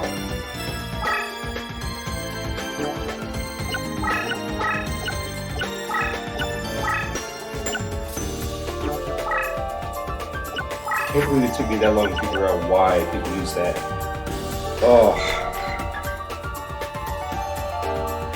Where's my 500?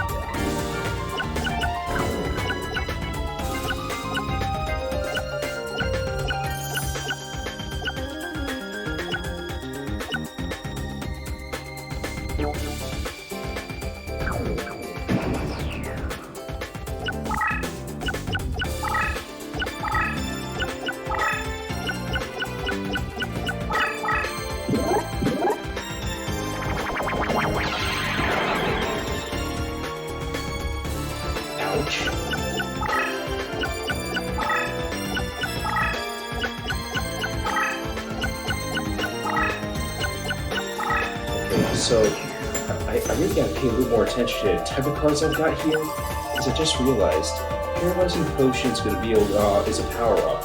It's not a spell card, so I can actually attach that over to the dungeon room here and spellbind it. Let's see here. What's gonna do?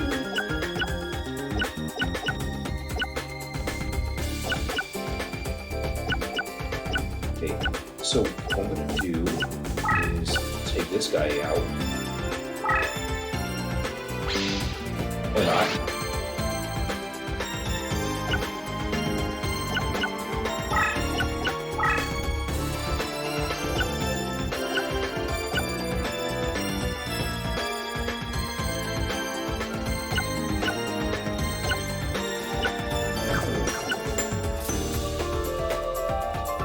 Let's see, 950.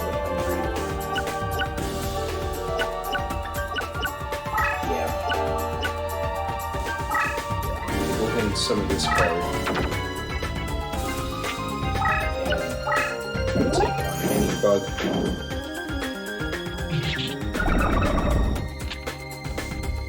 Beautiful.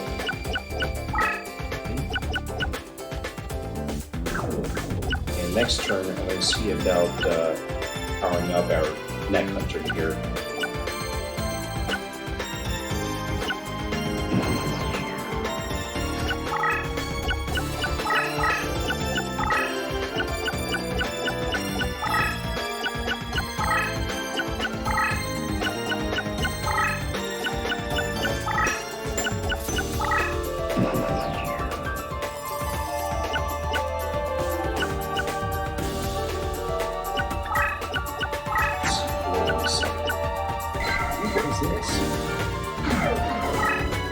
Oh, absolutely.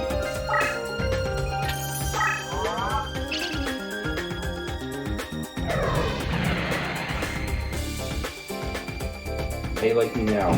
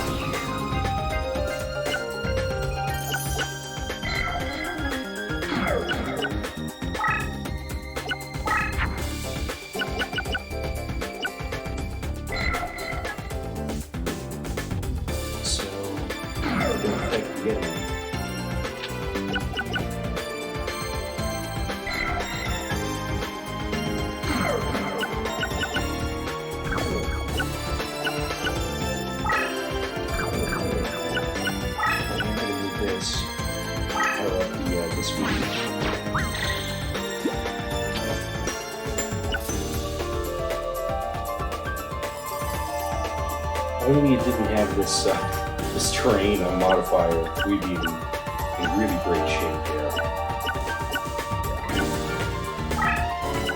Okay, so let's get rid of the weakest monster here, which is their warrior fiend.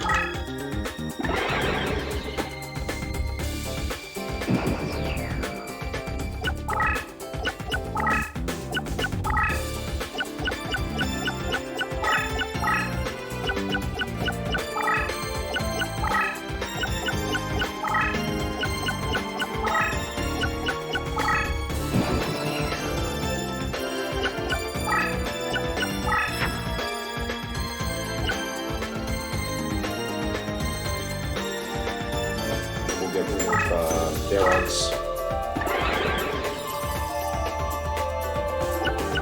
And the rest of the mechanical snake.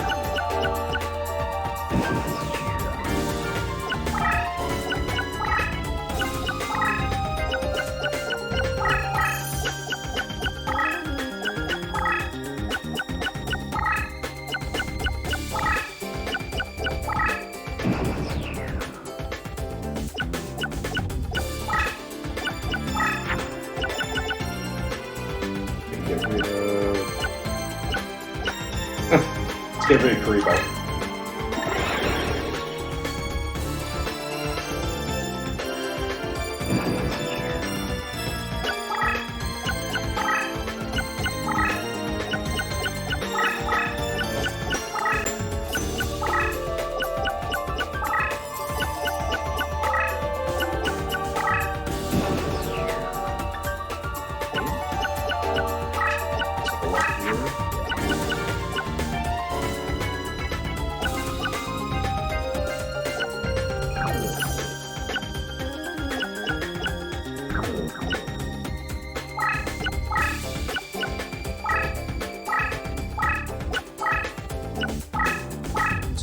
Haunted, get that out of here.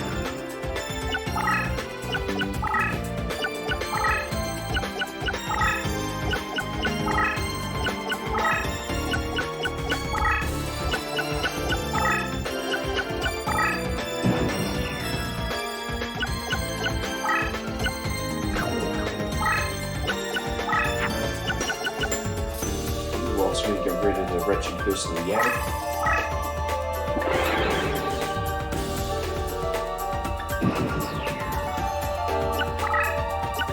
Good news is, even if we run out of cards, I don't think that that's actually a losing condition. It wasn't mentioned in the tutorial, and none of these turns actually requires me to draw a card. Or as far as I have seen so far, it doesn't. So let's hope that that ends up still being the Beatstroke Butcher. Oh, that is amazing. Okay, we're still going to get rid of the Tempest.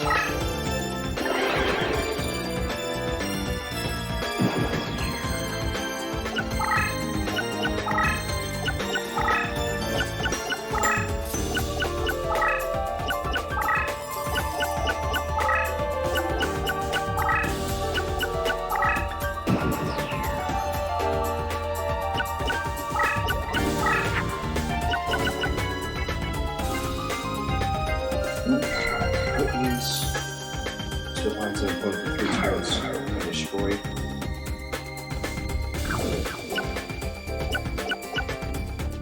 And that's like the worst. It's interesting. Let's get rid of. We'll get rid of Zombie Plane here.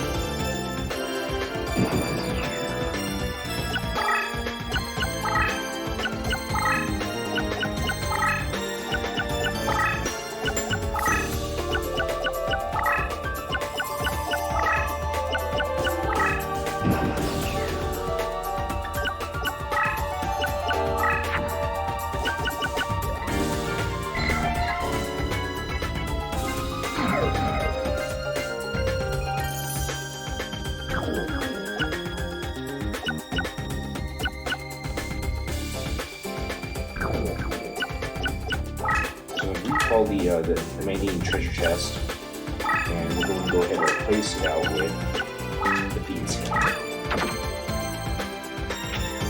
And we're using the beans hand up. Let's see if we can take out one of the heavy hitters.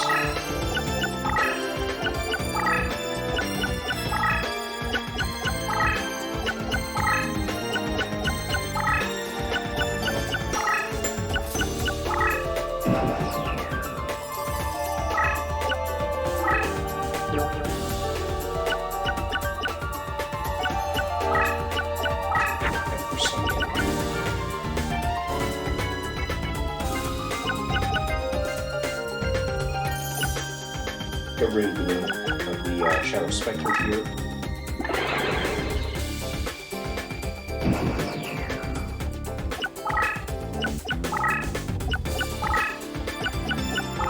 It's got to have all 5.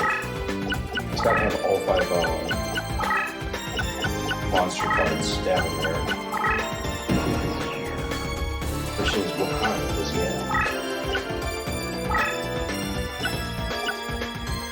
This raise might pay the price for that card. That's okay, we're going to get rid of it. Unknown Warrior Fiend. Yeah, a little more cards to draw from. Hopefully we'll be able to make each and every one of them count.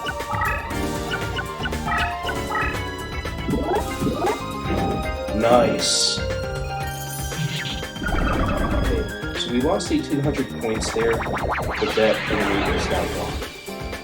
No, he's got at least one more of those, though.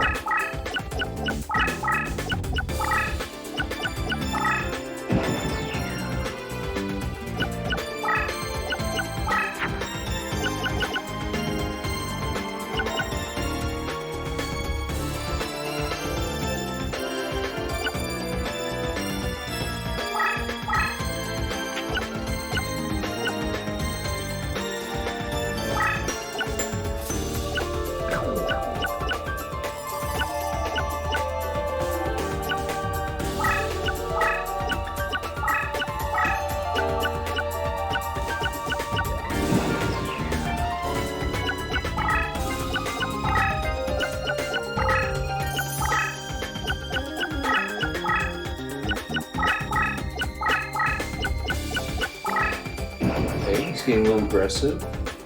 Good.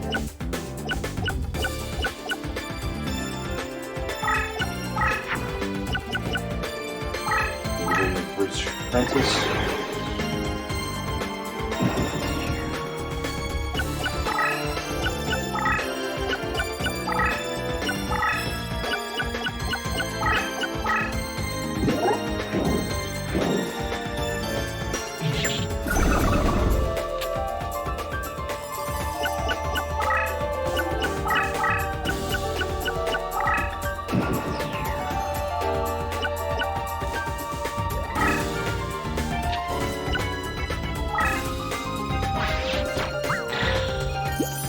That should be paralyzed.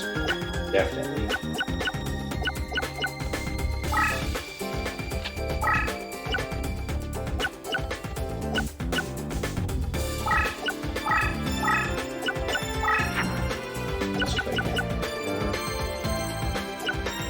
We're going to go ahead and do the magic gun. Defense mode.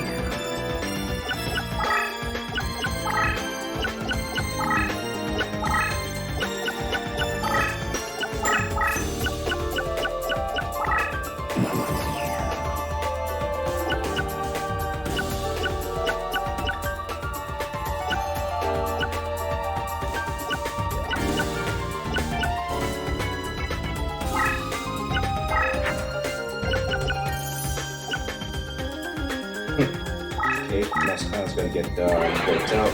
Let's do that.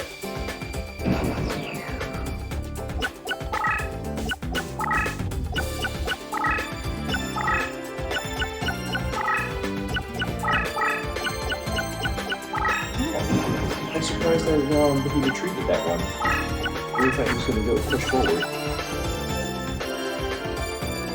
Okay, let's get rid of Barracks.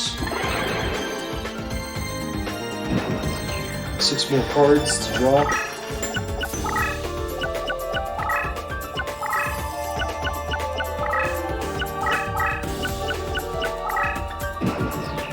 Let's see what else we have.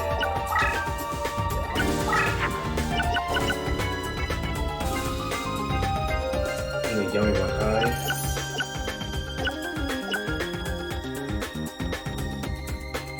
Let's get rid of our Bistro Butcher.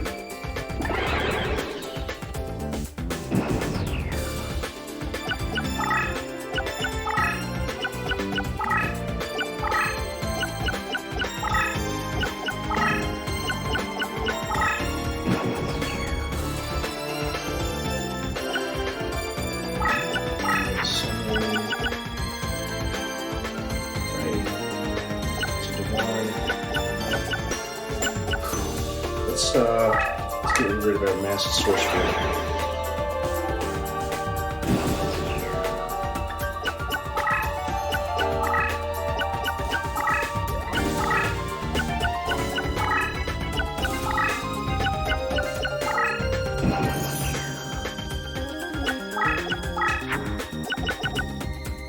Stocks. Yeah, absolutely. But play this.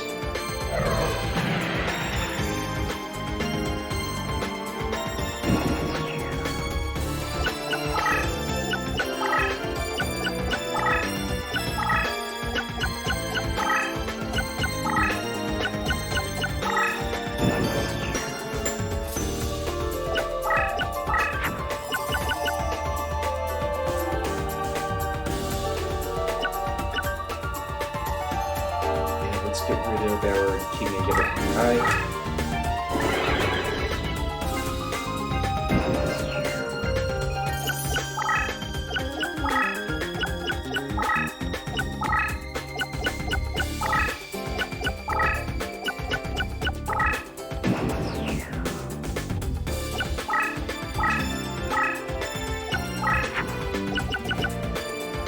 Get rid of the Dark Titan.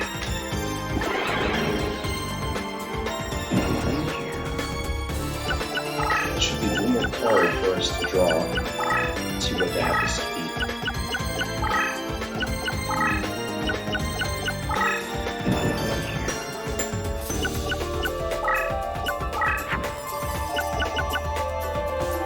Okay, so that's going to be the Wicked Dragon. So, we're having good options here. This is disappointing. Let's get rid of the Jan with the Phantom of the Wand.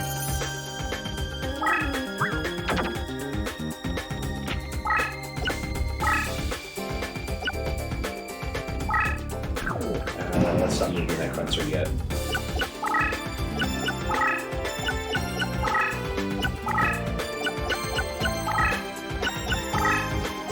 Really?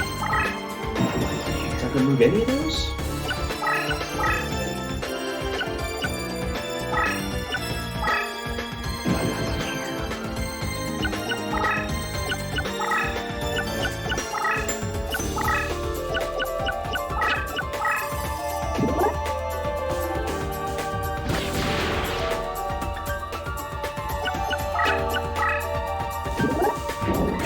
Okay, yeah, we just lost. Oh, that is painful.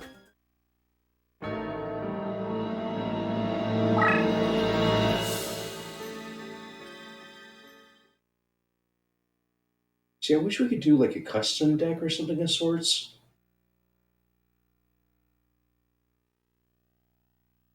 Because there's not really a way that I can see us actually defeating this guy otherwise.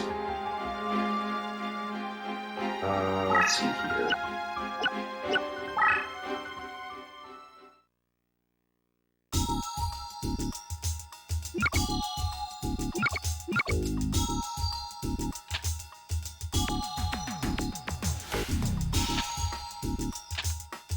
Step 8.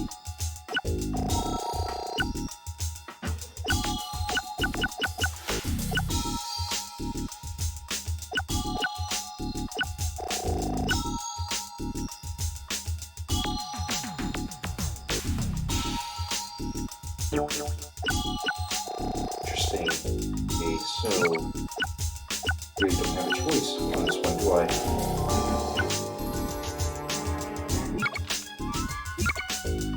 Don't. Ouch.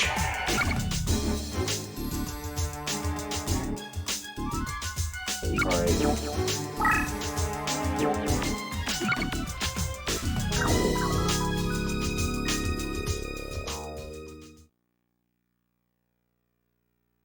I think we are actually going to go ahead and call it, since I am a little bit on the mystified side of just how the heck we're going to be able to defeat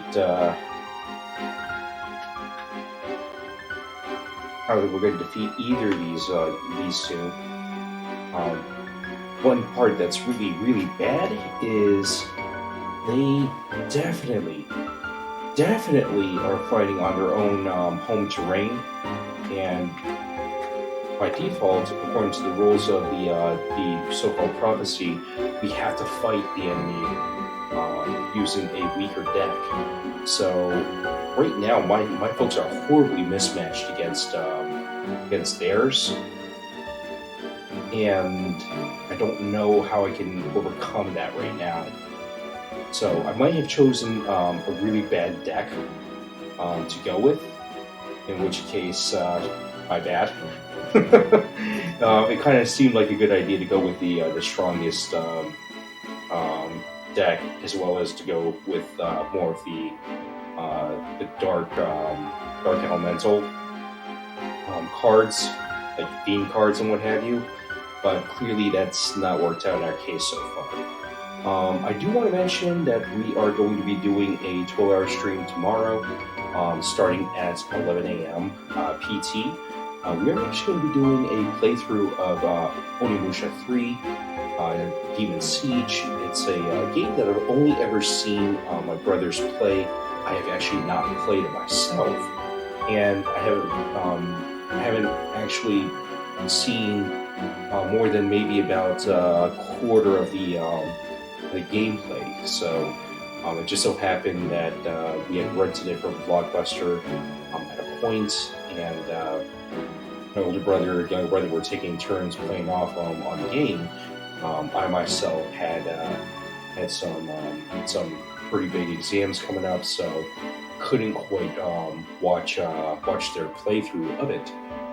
But it is a Resident Evil style game in terms of mechanics. So a lot of that kind of tank movement, but it should be a pretty good playthrough.